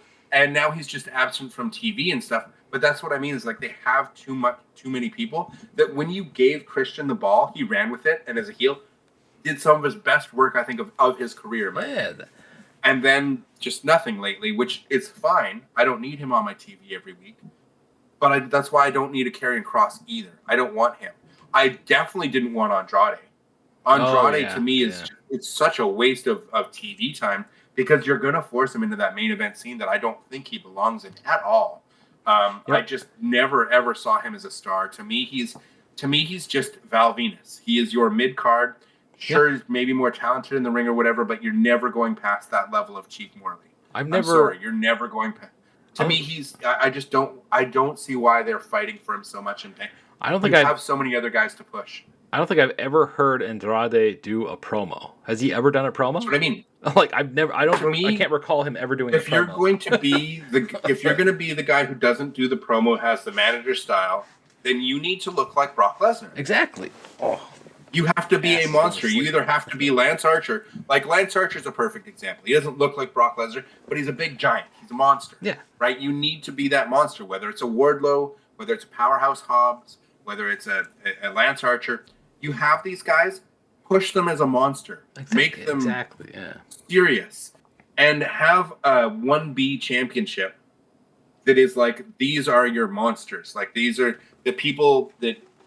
Right now, the world title scene is booked up with these programs for the next 6 months. So make this, and they had that. They had that in their hands, and they for some reason took it away. It was the Unified Championship because at All In they had booked. I can't believe we're just turning this into a wrestling podcast. Right? But, sorry, but they had the Unified Championship, and then they had the gimmick. That they said there had a Will Ospreay and Swerve were wrestling the Young Bucks. Okay. And if Ospreay and Swerve lost, they weren't allowed to wrestle for the world title for 1 year. And this was an All In, so it would be All In to All In. Okay. So that to me made sense because we knew Ospreay was injured and was going to be getting surgery like shortly after this match. So he was going to be out for a long time. So to me, I'm like, but Swerve wasn't going to be. So you're taking Swerve out of the main event scene, but I'm like, well, this makes sense because then you just build up the Unified Championship as your 1B because he can't compete for the world title. So it makes sense that he's outside of that title picture, of the main event title picture. So you've created a second main event set scene. So the Unified Championship, he wins that, he defends that. Now it's become, because the cool thing they had in New Japan years back was they had Shinsuke Nakamura was the Intercontinental Champ, and was it Naito or was it Naito? Like they had literally had a vote where like what was going to be the main event? Was it going to be the World Title match or the Intercontinental Title match? And the Intercontinental Title match won the vote, so they had the main event was I believe Shinsuke and I can't remember now. Was it Tanahashi or either way, it was just the Intercontinental title got the main event slot over the world title because of who held it, made it actually mean more. And that's what I thought you could do. You make Swerve the Unified Champ, you have him as the 1A, and you just take it out people, and then you really make that title mean that's your 1B title. And then that way, okay, now Swerve's in the main event and he's in the world title scene. You have your big monsters that you're pushing that are just, they have a mouthpiece, and you have your Lance Archer or your Powerhouse Hobbs or your Wardlow, someone that's just, or whatever, brand new guy you brought in. It's this unbeatable wrecking machine. Bobby Lashley, perfect. Just throw him. You don't want to beat him, then boom. Now he's your unified champion. You have your 1B title, keeps him out of the main event title, but now you have two main event titles, and they mean something. Do you remember the days where the Intercontinental loves the titles, but the unified title no longer exists. Yeah. Do you remember the days where the Intercontinental title was almost on the level as the world title way back in the 80s and stuff? Like when they had Ultimate Warrior fight Hulk Hogan, like they kind of treated both titles as like the same level, and that was really cool seeing the Intercontinental title almost considered. Yes. That's how every title should be, not just the main title. But that's what I mean. Is they need to do that, and I'm fine having like very clear mid card titles. Yeah. Like that's fine. Like I have no problem with that. But when you have so many, you should have your 1B. And that's what I thought the unified title was supposed to be. But then instead of Will Ospreay and Swerve losing and them doing that, because I literally thought, I think that was the direction they were going, but they they decided to change it last minute, and Swerve and Ospreay won, which is fine. But they never built up the unified championship. Okada never even lost it. He was the champ, but they put him in the Continental Classic, and then they split the titles. They ununified them. Because they're like, oh, well, the winner of this is going to get the Continental Classic. Well, we're not putting both belts on the line. That would be stupid. So, no, the unified title's not on. So they just literally ununified them, made Jon Moxley win the Continental Classic. And I'm like, you got that ugly belt back. Now you have two ugly belts instead of one gorgeous belt. Like, I personally think the unified title is the best-looking belt in wrestling right now. I thought it was gorgeous. And it just went on sale for the replica. Or just went on pre-sale on their website. Right before they took it away and took it off TV, and I'm like, why? Why? I thought this was going to be your 1B championship. Literally, you unified a bunch of titles into one. You're increasing the power level. It's over 9,000. They're increasing the power level of the title. They combined to multiple into one. It's a new main event title. And you could have built stuff around, like, say, you did the thing with Swerve.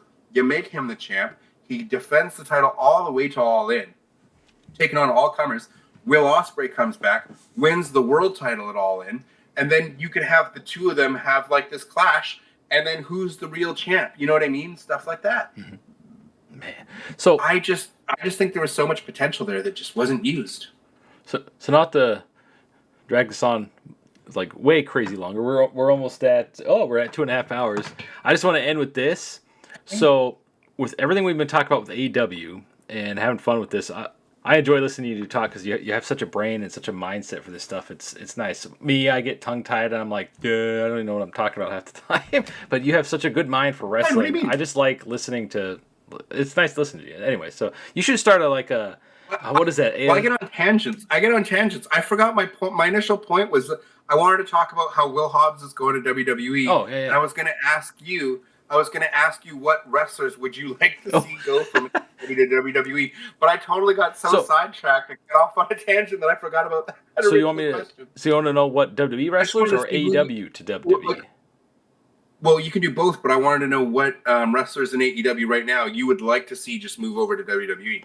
I would Because I know like, you don't watch AEW as much and you watch yeah, WWE. I'm the opposite. I would I love watch to see more. I watch Swerve. both. I think Swerve is one of the Yep. most talented guys. Obviously MJF because he's the complete package. He can do mic, wrestle. He looks like $1,000,000. And plus, I want to see him interact with Cody now that Cody's one of the biggest guys in WWE. I feel like Cody has run his Well, course, yeah. unless he turns heel or Well, something. at one point, I thought it was cool that both Cody and MJF were Yeah, that world was champ awesome. at the same time. Just a couple weeks ago, and then Cody lost it. But I was like, oh, they're both champ at the same. I thought it was a cool thing. And CM Punk, Punk, MJF, and Cody were all champs at the same time. I thought that was cool. That was cool. And then of course, Sorry, but go ahead. Sorry to interrupt. Of course, because I've actually met Darby Allin and I refed a couple of his matches here in Portland back when I was wrestling or trying to become a wrestler. That's so cool. I would love to see Darby go to WWE, although I know they would just job him out the whole time. So I think Darby should stay in AEW.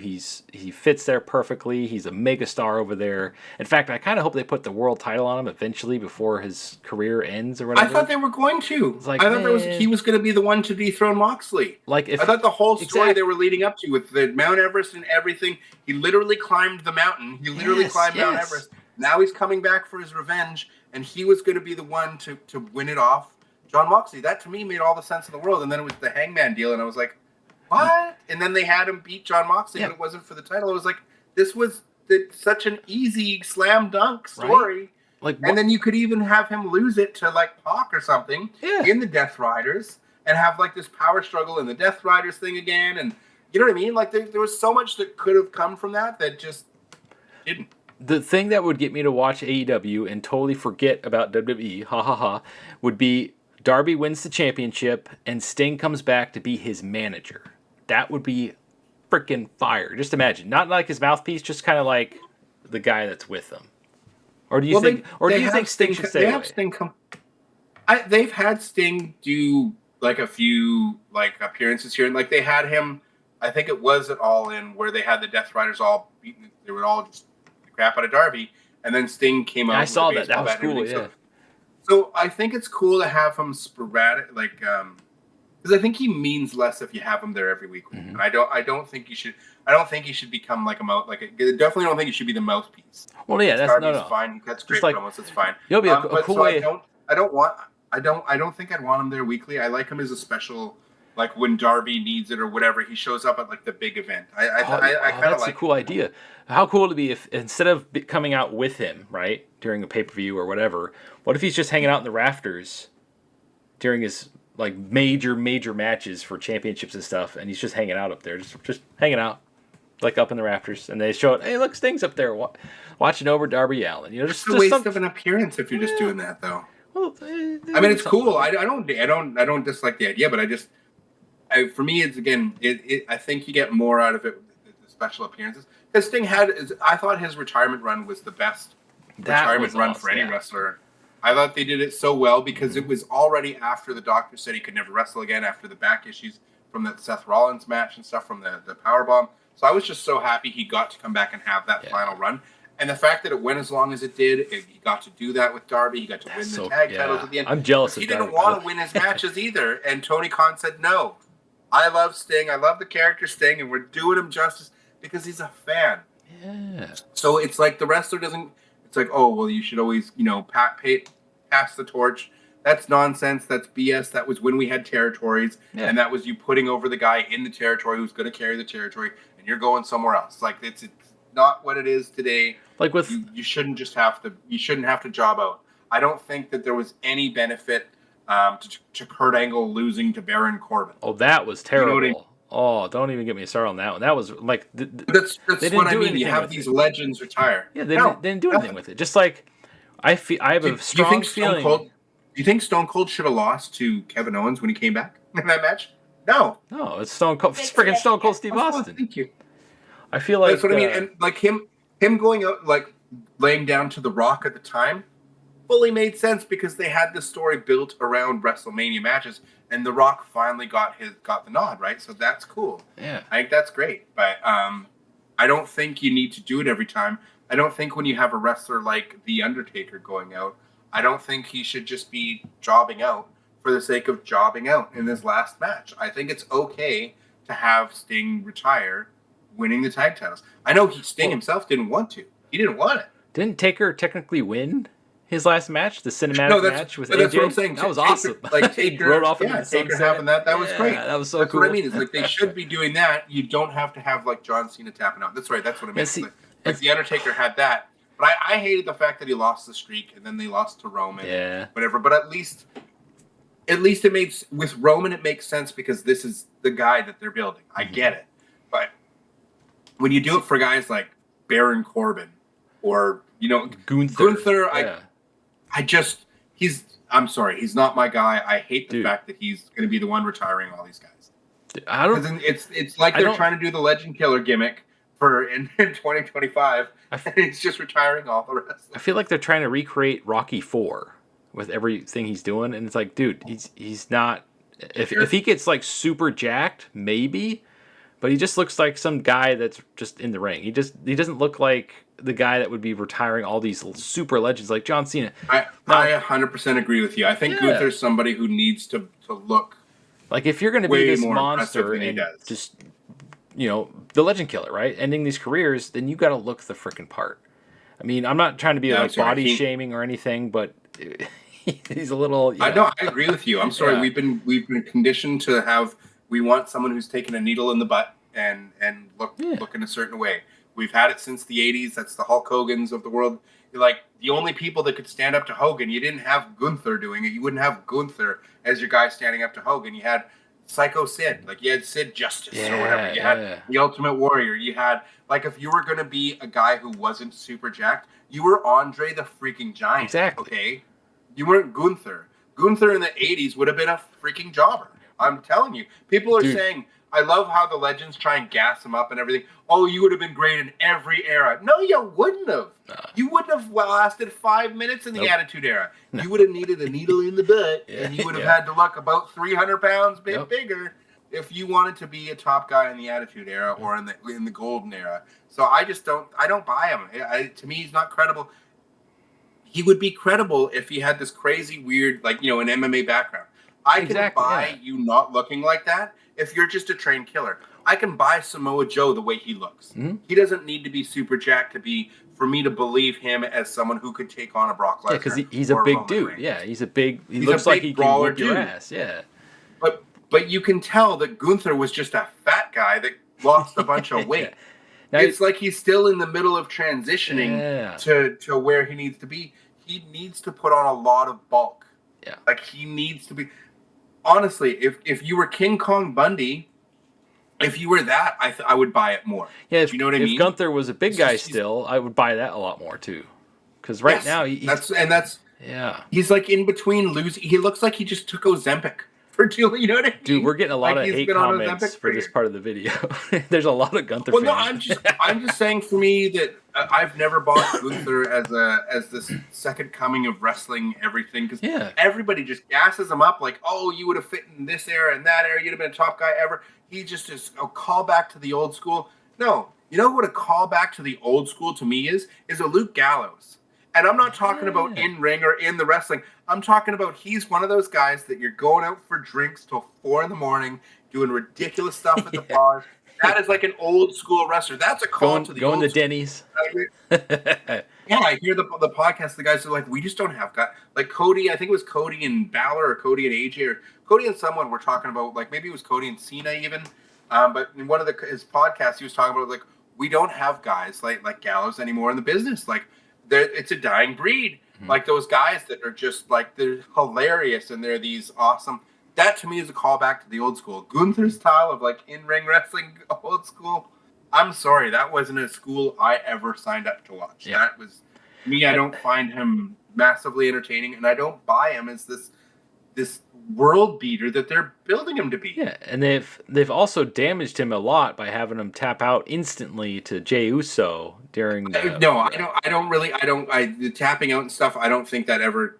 Well, Brock Lesnar tapped out all the time to Chris Benoit, to whoever back when he was. To me, I don't think there's ever an issue with the tap out when you're. No, it's not the tap out itself. It's how fast he tapped out. I don't think so. It was like instantly. You can fight it a little bit, but I get that he's a heel and he's telling a story. But To me, that is not what kills it for me, because tons of killer monsters have done the tapping out to stuff. Whether it was Brock Lesnar, whether it was Goldberg, who actually I don't know about Goldberg, but like Brock Lesnar did it. Never bothered me. To me, it's you can still be a monster, do all that. It's just he doesn't look the part. Exactly. For the role he's playing, he doesn't look the part.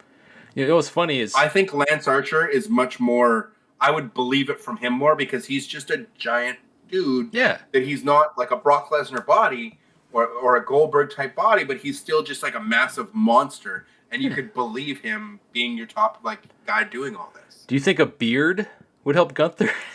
Just getting a big old beard. I don't. Well, I mean, you can't control how you can grow facial hair. I don't know if the guy can even grow a beard or not. But it's not his face. I think the face is fine. His facials, don't get me wrong, great. I think his facials are fantastic. I think his in-ring work is fine. It's literally just his look for the role that they're putting him in. I don't buy it. Yeah, I just don't buy it. That's me. Yeah. So what's funny is that there's rumors that if Brock is retiring by SummerSlam, and the rumor is Gunther, it's like that's not going to be believable to me, because Brock is this monster. None of it is. And you're going to have Gunther come in. Gunther's going to retire. Yeah. Brock, think about the list that he's going to have. Cena, Goldberg, Brock, Styles probably. Why? For one guy. It's what I'm scared that they're doing is it's Roman 2.0, where they over-pushed Roman so much for so long that the only reason he got over was because of the bloodline, right? Yeah.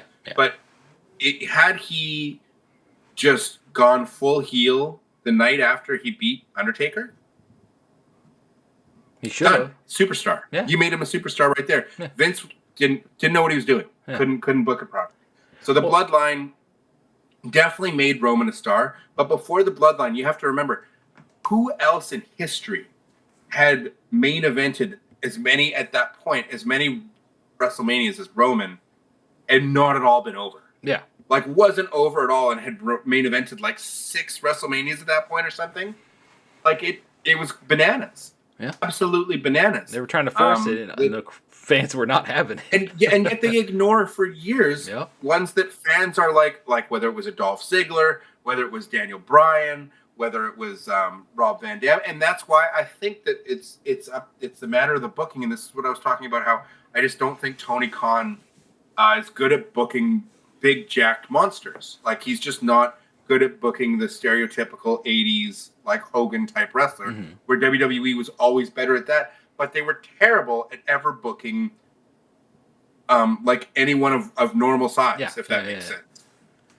Occasionally, so I think AEW, that's why I don't think a Swerve Strickland necessarily does, because of his talent and because he's great on the mic and everything. I still think he would still thrive in WWE, but I just think his size is the normal wrestler size. They're getting better at it, but you just notice how Seth Rollins, with all the talent in the world, great mic work, everything, he never hit the level Roman did. No. Do you know what I mean? Because they never got behind him enough. You know what's funny? Never fully, in my opinion. Even though they really pushed Triple H a lot in the back, and he's one of the biggest stars ever, I never felt like Triple H was ever the guy. He was always behind Stone Cold. Did. I always thought he was. The Rock. He's a jobber. To me, always 100% overpush jobber. Okay, so it's not just me. I never thought his in-ring work was great. I thought Triple H was great. He was great at working with the top guy. Yeah. He was a great utility player that you plug in there with your Steve Austin, with The Rock, with Hogan, Kurt Angle, whatever. He's the guy that you put up there, and it's fine to have him in the main event scene for that reason. Against the Taker, against the whoever, against the Shawn, but he's never the star of the show. He's never the star attractor. You saw he couldn't carry Goldberg, he couldn't carry Steiner. I'm so glad I'm not the only one that feels this way. No, and he held everyone that was going to getting bigger reactions than him down. Yeah. RVD is always what I'll go to with that. He held him down. Danielson. Didn't he do that to Jeff? He did it to Jeff Hardy too, didn't he? Jeff Hardy. He did it to Jeff Hardy. Anyone who was getting more over than him. CM Punk. Literally. Case in point. Yep. Summer of Punk, and he just has to beat him for no reason when he's not even in full-time acting. The biggest thing that annoys me about Triple H, and supposedly it was because they were trying to have Triple H versus The Rock, is when they let Triple H beat Sting. He's an ego guy. They let Triple H beat Yeah. Sting. They finally bring Sting to WWE, and you let him job And they beat out him. to They Triple don't H. have the match against Taker, and they have him job out to Triple H. What the hell? One more middle finger to WCW. It's like, come on. You guys won. You own the company. Push Sting. Like, that still annoys me to this day. Like, that was huge missed opportunity. They could have built that up to Sting versus Taker. These reasons building up over time are why I became an AEW fan. Just us talking about it makes me want to check out AEW. They're why I wanted, but they're why I wanted to. I wanted a different product because I was so tired of being. If I wanted to watch wrestling, all I had was this product that I didn't like. That's why I took breaks for years. Like from the time RVD left to until CM Punk basically joined the Nexus, became the leader of the Nexus. Okay, yeah. That's kind of when I start. That's around the time I came back. So I was gone for like that length of time, and then as soon as AEW started, and then I pretty much watched all the way until pretty much till AEW started. But I was actively seeking out New Japan, stuff like that, because I didn't like WWE's booking in 2017, 2018, 2019. And once AEW started, I was like, thank God there's something else. And they've got wrestlers I love that because I've been following New Japan that I know of, like the Young Bucks, like the Kenny Omegas, and then you got John Moxley, which at the time, oh my God, they were booking him so poorly. Look at this. This is huge. Made it feel big. It was special.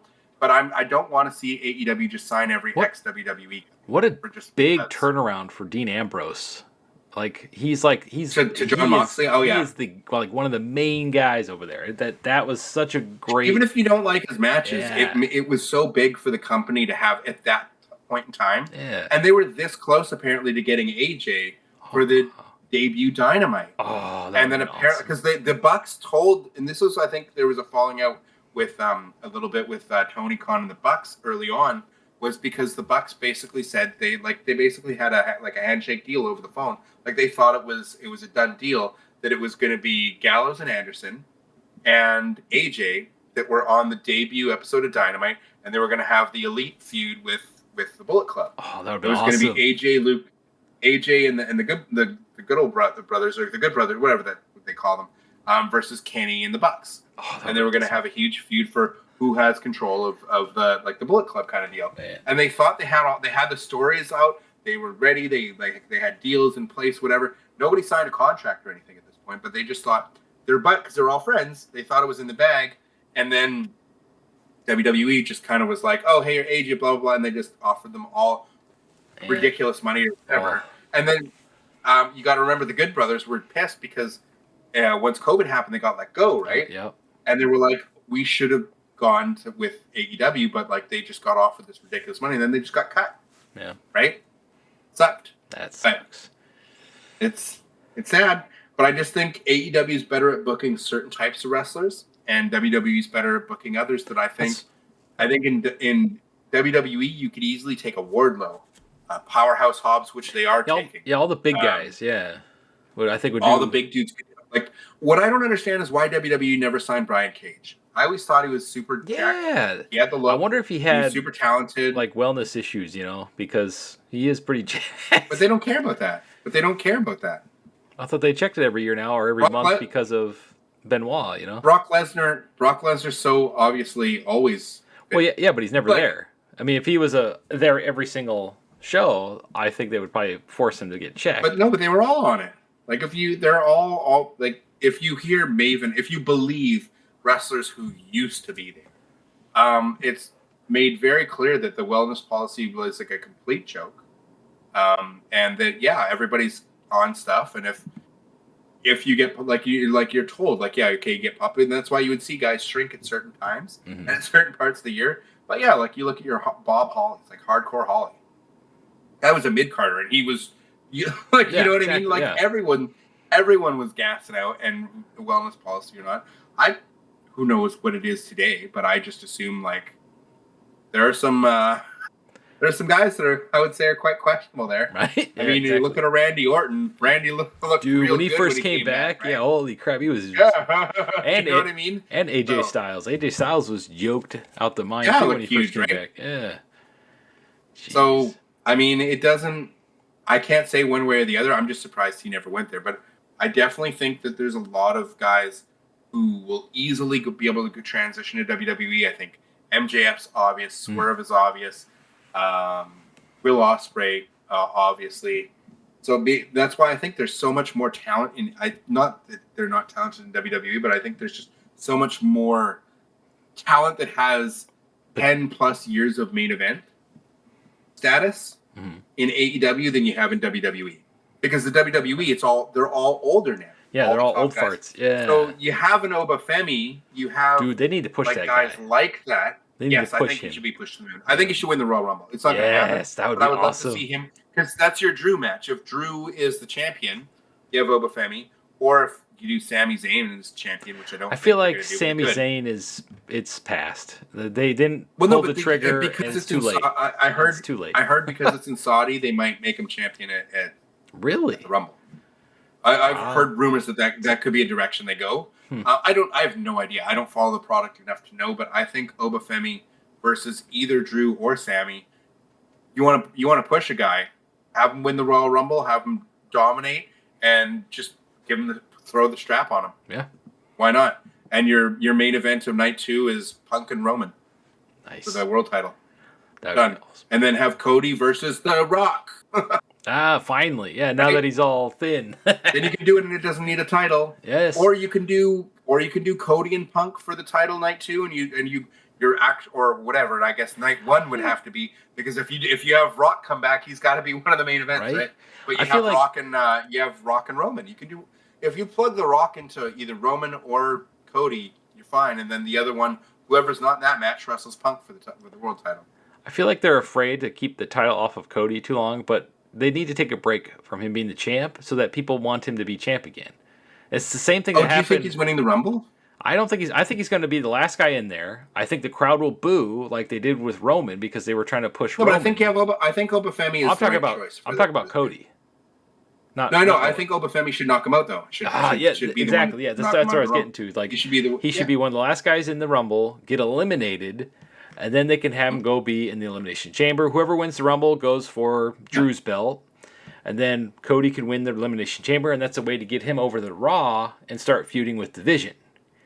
It's like I think that's well. Either way, I think whoever's not wrestling Roman is going to be whoever's not wrestling if you have The Rock, whoever's not wrestling that wrestles Punk. What if it's Rock and Punk again? Well, no, but if you don't have The Rock come back, then I could see some sort of triple threat because they said the plan was Cody and Roman, and then they changed their mind because they didn't want fans to be tired. 3 out of 4 years having that as a main event. Yeah. So they're changing direction, but does that direction involve The Rock? Because if it doesn't, I don't want to see Cody against Drew at WrestleMania. Yeah, no. That's why I want him to lose the Rumble. I don't want to see Roman and Drew at WrestleMania at all. Yeah, that's. But Obafemi versus Drew at WrestleMania. Yeah, I want to see Obafemi kick his ass. Yeah. Or if you have Sammy win the title, fine. Obafemi versus him, as long as it's not Roman or Cody in a match with Drew, I'm happy. You know what I mean? Or CM Punk. I don't want to see any of those guys touching Drew. I'm fine if you have even a triple threat with Sammy, Drew, and Obafemi. As long as Obafemi's in that side, that's great. Because then you're pushing the guy and he should win. Yeah. Because I was surprised they didn't have Braun Breaker win the title. Right. But I think you need to do what everybody told you to do or wanted you to do a couple years ago with Braun Breaker, and you do that with Obafemi now. Yep. Because that's how old is Obafemi? He's in his 20s, I'm guessing. Yeah, he's pretty young. He's a young guy.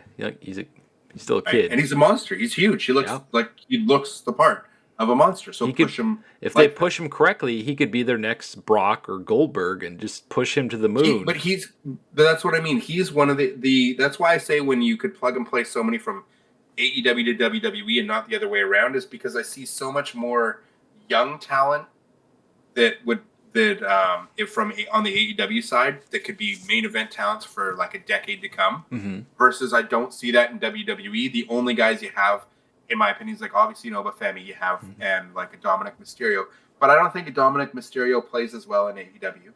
Nah. I think he's a talented star, but I just don't see it playing as well. So I don't like Javon Evans and those guys that they are pushing, these young guys.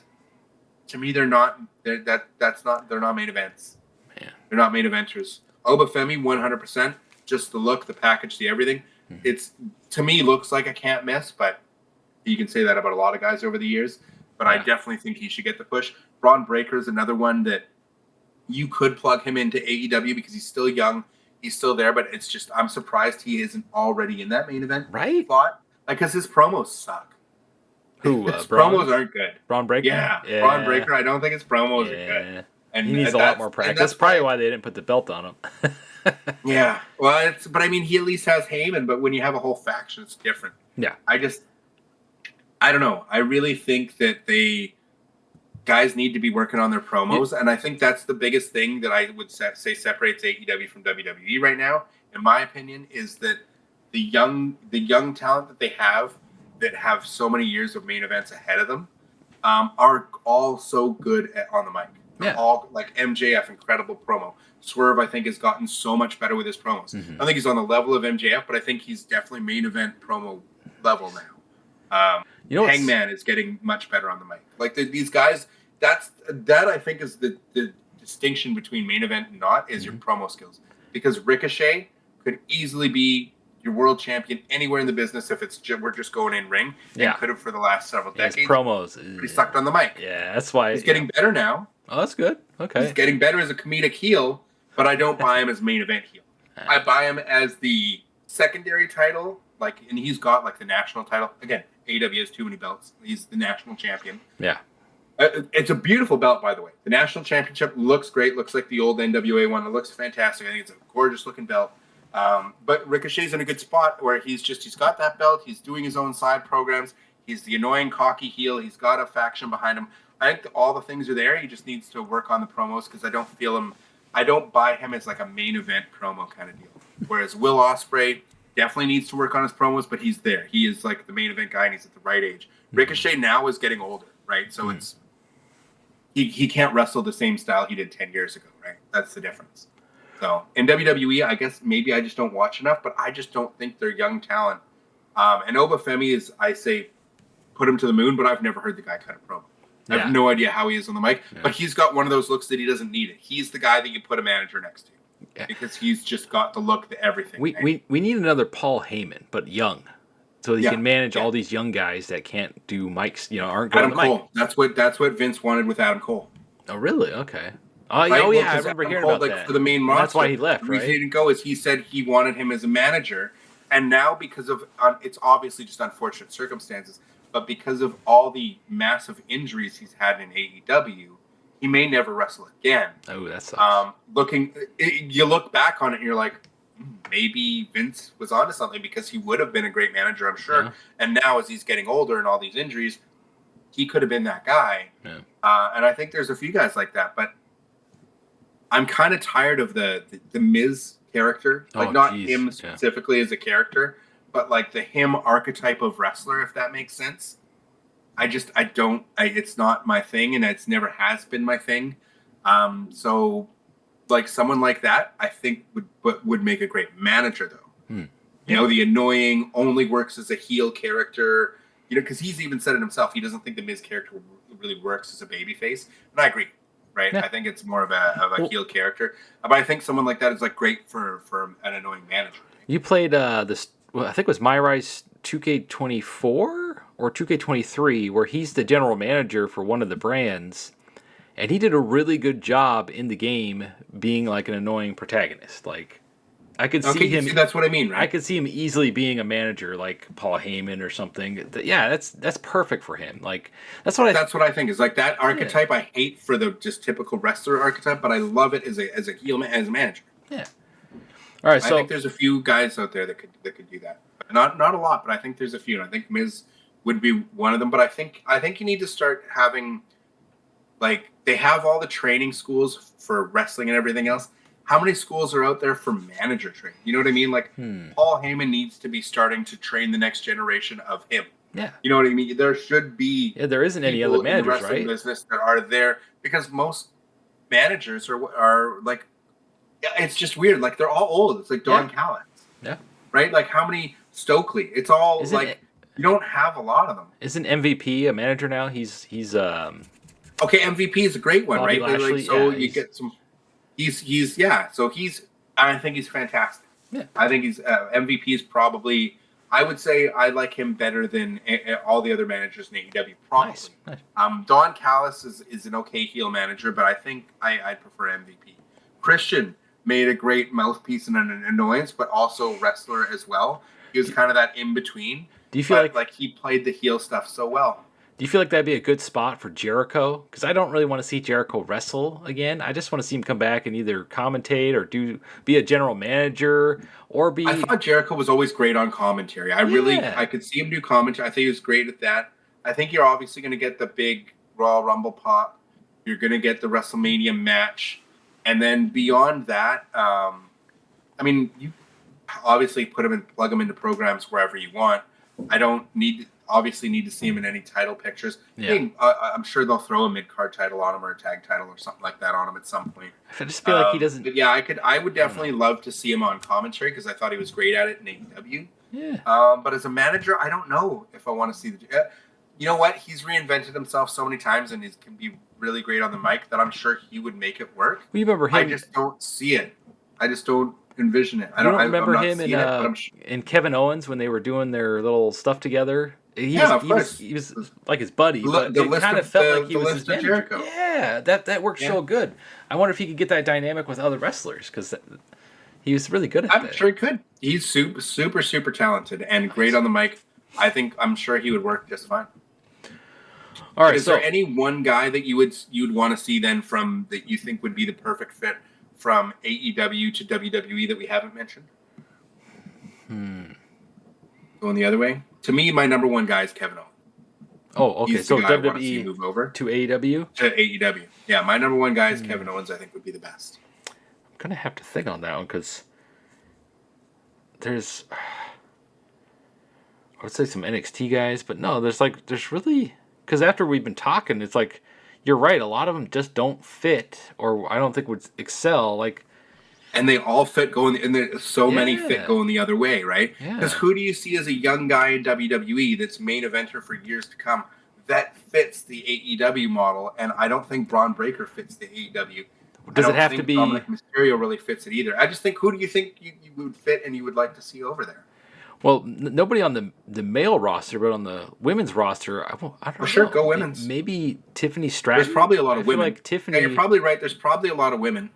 Like maybe Tiffany. Yeah, I think honestly, if you go women, there's weight because they have a lot more very talented young talent. They have a lot of years in front of them. So I think on the women's side, 100% you could take. I even think if you took Natalia and plugged her into AEW. Yes. I feel like she's been vastly underutilized. With her MMA kind of gimmick thing that she was doing with that. Yeah, why didn't they run with that? That was working so well. I think they might be leaning towards that with the heel turn they had on Raw. Yeah, I don't know. Like there's her. She's someone I would love to see in AEW. So yeah, if you're talking women's side, because I honestly didn't even think women's side. Yeah, I don't want to start another huge. A lot of women's wrestlers I would love to her Chelsea Green, I think would be really good because she kind of fits that model, especially when you look at like Mina and Mina. Damn. Anyway, so the women over there, How is she not enough to make you watch every week? Right? Jeez.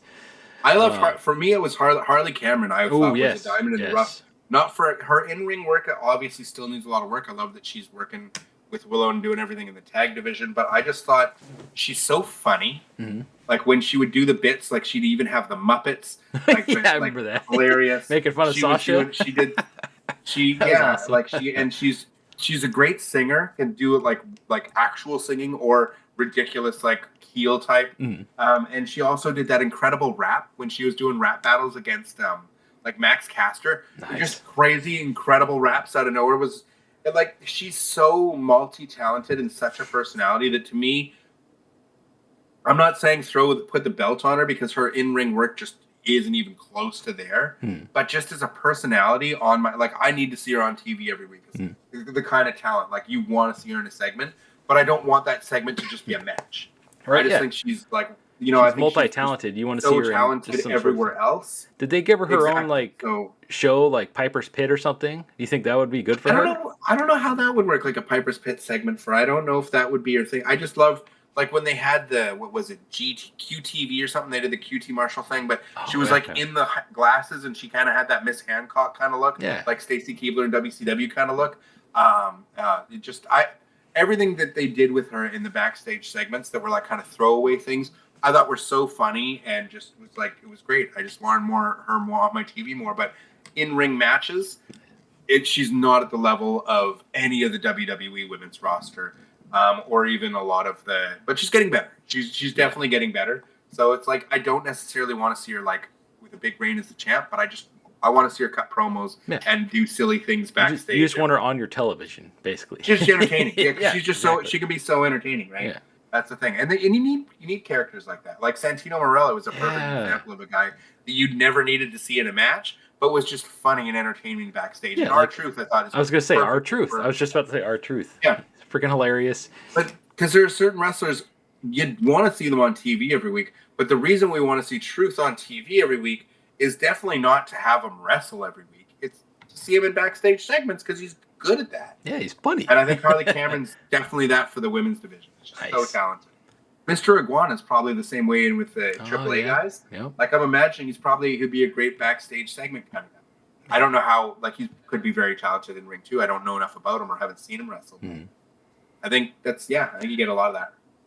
So I was gonna end well, it's kind of like a podcast. We've been going 3 hours. I was gonna say this. So since we've been talking about AEW pretty much for the last half of this this little recording here, what do you think the TV deal, like, is that what they're waiting for before they greenlight a second game, like an AEW Fight Forever 2? Because if they don't have a TV deal, then it kind of falls apart, like you were saying, where I don't think they would shut it down, but I mean, what other avenue would they have? I mean, streaming service, like you were saying, but I don't know. I feel like the TV deal is very.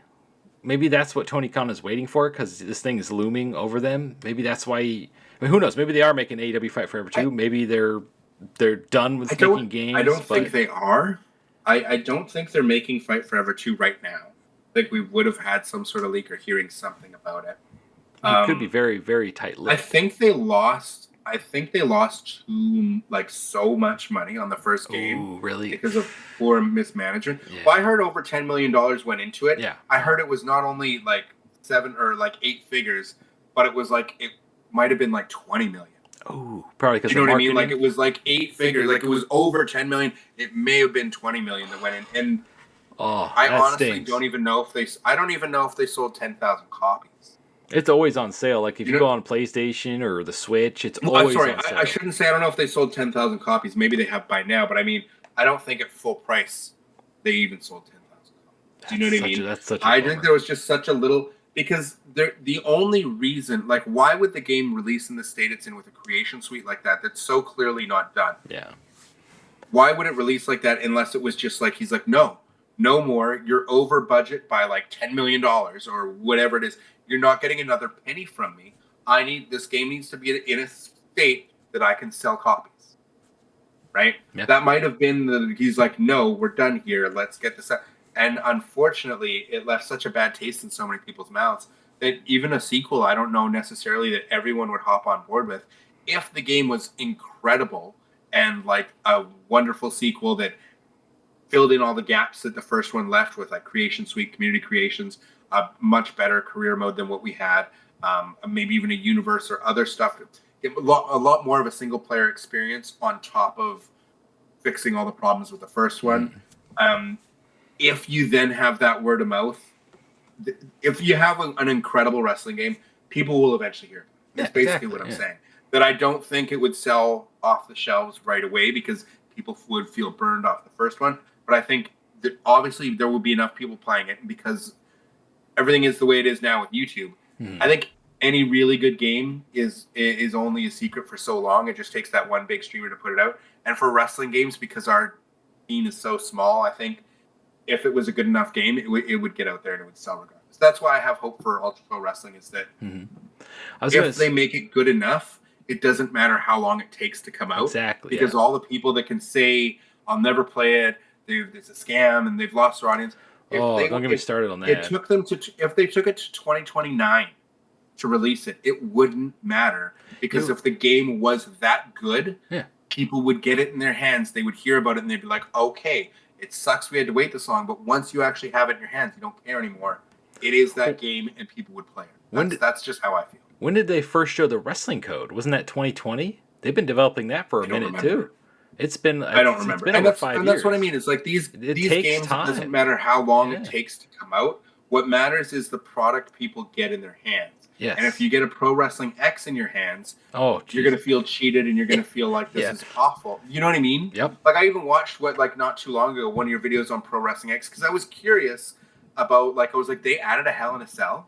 Dude, it's so bad. But I heard I watched you play it. But nobody was playing the Hell in a Cell. They were always playing the scaffold match. And I'm like, I don't care about the scaffold match. Damn it, Clint, go and play. I was like, why aren't you playing? It was like a video from 2 years ago and whatever years ago I saw. And I was like, why aren't you playing Hell in a Cell? That's all I wanted to see. And I finally found one. I was like, oh, this is why no one was playing it. It's terrible. It's, you can't. Yeah. It's so. It's unresponsive. It's And that's what I mean is that unfortunately costs a lot of time to make these kinds of games, and if you don't have the budget to hire people to put in that time, and if those people aren't passionate as well, it takes forever to get a finished product. Yeah. Sam himself said had he had to do each and every one of the animations himself, and the old way he was doing it, he said it would have taken him 7 years just to get the animations that are already in No Mercy. Yeah. Just to get all the animations from that one game would have taken him over 7 years. We have all that done now, so you have the base for the game.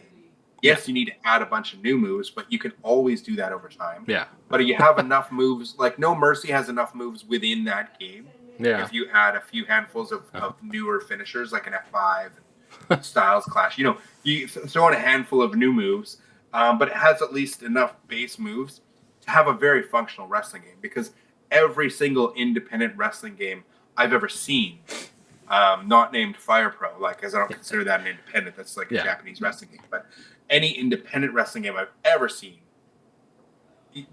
between the roster, whatever roster they have, the same moves are repeated between all the wrestlers. There's maybe 30 to 50 moves, and maybe 100 if you're lucky. You know what I mean? There's such a limit, whereas No Mercy has at least enough there as a base. But as long as you give us all the other things around it, like weapon physics, creation suite, creation parts, all the other stuff we want, the base moveset is enough that you can build off of it later, that's not going to be a detriment to the game. Mm-hmm. Whereas not having a creation suite like AEW did, that's a deal breaker for so many people, right? Yeah, so as long as you have the other stuff there, I think just having even just what they have with the No Mercy as a base, I think that's enough that you can go back to focusing on moves later. Now you just refine and make sure you nail that career mode, nail the creation suite, nail the creative belt, arena, whatever, create a Titantron if that's going to be a thing, whatever it is, make sure you nail all those other key points before you put this in anyone's hands. Mm-hmm. I don't want people to get their first taste of this game, whether it's through a beta, early access demo, whatever the first taste, Patreon or Kickstarter supporters, the first taste that the general official the official first game, early access build, whatever that first taste is for them, if it doesn't nail it and it doesn't feel incredible right away, 90% of the player base will be gone and never to come back. Yep. You may have got their $20 out of them, but you'll never see them again, and they will never see the realized version 18 of this game 3 years down the line that has a 90s, a 2000s DLC. You have 20 new match types because you have Hell in a Cell and barbed wire and blah, blah, blah, blah, blah. They'll never, ever experience that, 90% of them, because they'll never come back because the first taste they got wasn't right. Especially how many people bought Cyberpunk and never came back to it because of how horribly it launched? Me. This guy. Exactly. I bought it at launch on the PS4. I loved Pal World. I thought Pal World was great in early access. Well, I go back to Pal World every once in a while. I'm just waiting for the 1.0. I never have. Really? My daughter and I played it a lot for the first several months, and we never go back to it. I'm sure she wouldn't mind, but I just wait for the 1.0. Haven't checked out any of the updates, and there's really literally not much that they could add to that game to make me want to go back either. But I'm looking forward to Animo, which is another. Oh, yeah, that one looks cool. It's coming out. I signed up for the beta. I'm hoping to get into this beta for it because that looks super cool. Nice. But yeah, who knows? Yeah, another thing that UPW and the Wrestling Code are facing is if, like you said, that first taste of the game is bad in any way, they're just going to go right back to the next WWE game that comes out, the 2K game, and then they're going to have to try. That's what they did with Fight Forever, right? They're going to have to try to pull that fan base away, and then any cool ideas they had, 2K will probably just be like, hey, look what we did. Kind of like they did with some of the camera options and controls that they added for 2K25, which I freaking love. Like, I only play matches now in 2K25 with the 3D camera. Third person? Yeah, I can't. I've the last little while playing my matches to get footage, because I get rid of the HUD and stuff when I try and get footage. Yeah. But now I've been using the third person camera to get even better angles and stuff, and I'm getting used to it. That I'm like, oh, this might be how I play my single player. I can't stand you're looking through the ropes the whole time. Like, maybe if the camera was up a little bit, like the old games, then maybe. But I just like having the control because it makes it feel like an action game that way. And it's such a simple feature, but it kind of revolutionized how I play now. And it's like, this is so fun, you know? Would you like it if you could change, like you could set your own camera angles and have like a hot swap button? That would be could cool. Choose between different camera angles. Like if you're in the middle of a move and you can set change them wherever they are. Yeah. Yeah, that'd be cool. Because in one of the mods for the Fire Pro Wrestling World was the camera mod, so you can change them and you can have it cut at specific parts of the match. So when they're going for, say, like a ground move, like a submission or something, it'll zoom in at this camera. And if it's if you're doing like a top rope move, it might pan out, or you set them yourself, and you can set the different angles. This was obviously a mod, but I thought that was like super cool, and I was like, I think that could play well in a WWE game. And you just say hold right bumper and press, hold right and left bumper and press, and or R1 and L1 and press Y button or something, and it'll cycle Y to go to the next one and B to go to the back one, whatever. You just put some sort of multiple input to be able to hot swap between cameras. I think that would be neat. That'd be so cool. Neat idea. Like, because the third person thing was such a cool addition. Yeah, and they made it work so because I was wondering how it was going to work. Yeah. Like, are they going to have to change the controls? It works better than I thought. You just hold the button down and everything works just like normal. I'm like, works genius. Exactly. Whoever thought that, good job. Whoever thought that up. Yeah, good job on them.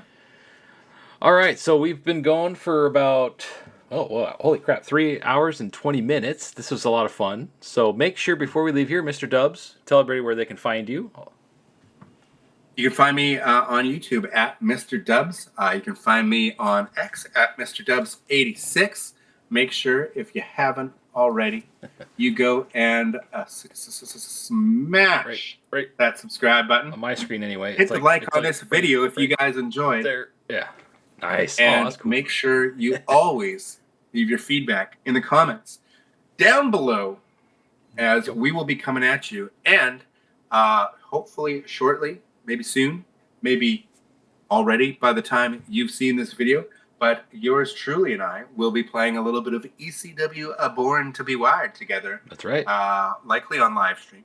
Not sure if that's going to be happening before this video goes out to you or afterwards, but either way, you can always check out any of our videos either here on Stryzer's channel or over on mine at Mr. Dubs. So go check us out and go check that out. And yeah, I've also got a really cool Ultra Pro Wrestling video that I had just put out a couple days ago, as well as obviously all the coverage over the leaks and everything we're hearing about new features, teasers, and everything for WWE 2K26. So make sure, if you're not subscribed, go ahead and check out my channel and see if you enjoy the content. Yeah. Great source of information for Ultra Pro Wrestling. In my opinion, number one guy. Very, very good. Very good source of information. Ooh. Anyway. And my video from 4 days ago just looked, it's hit over 5,000 views. Ooh, so that's golf awesome. Clap. Golf clap. One of my best performing UPW videos. I'm telling you. He's fantastic. The guy. So I'm glad people are enjoying it. You should call yourself Mr. UPW. Mr. Ultra Pro Wrestling. No, it's UP Dubs. UP Dubs. Ah, UP Dubs. Yeah, there you go. As always, thanks for watching, and stay frosty.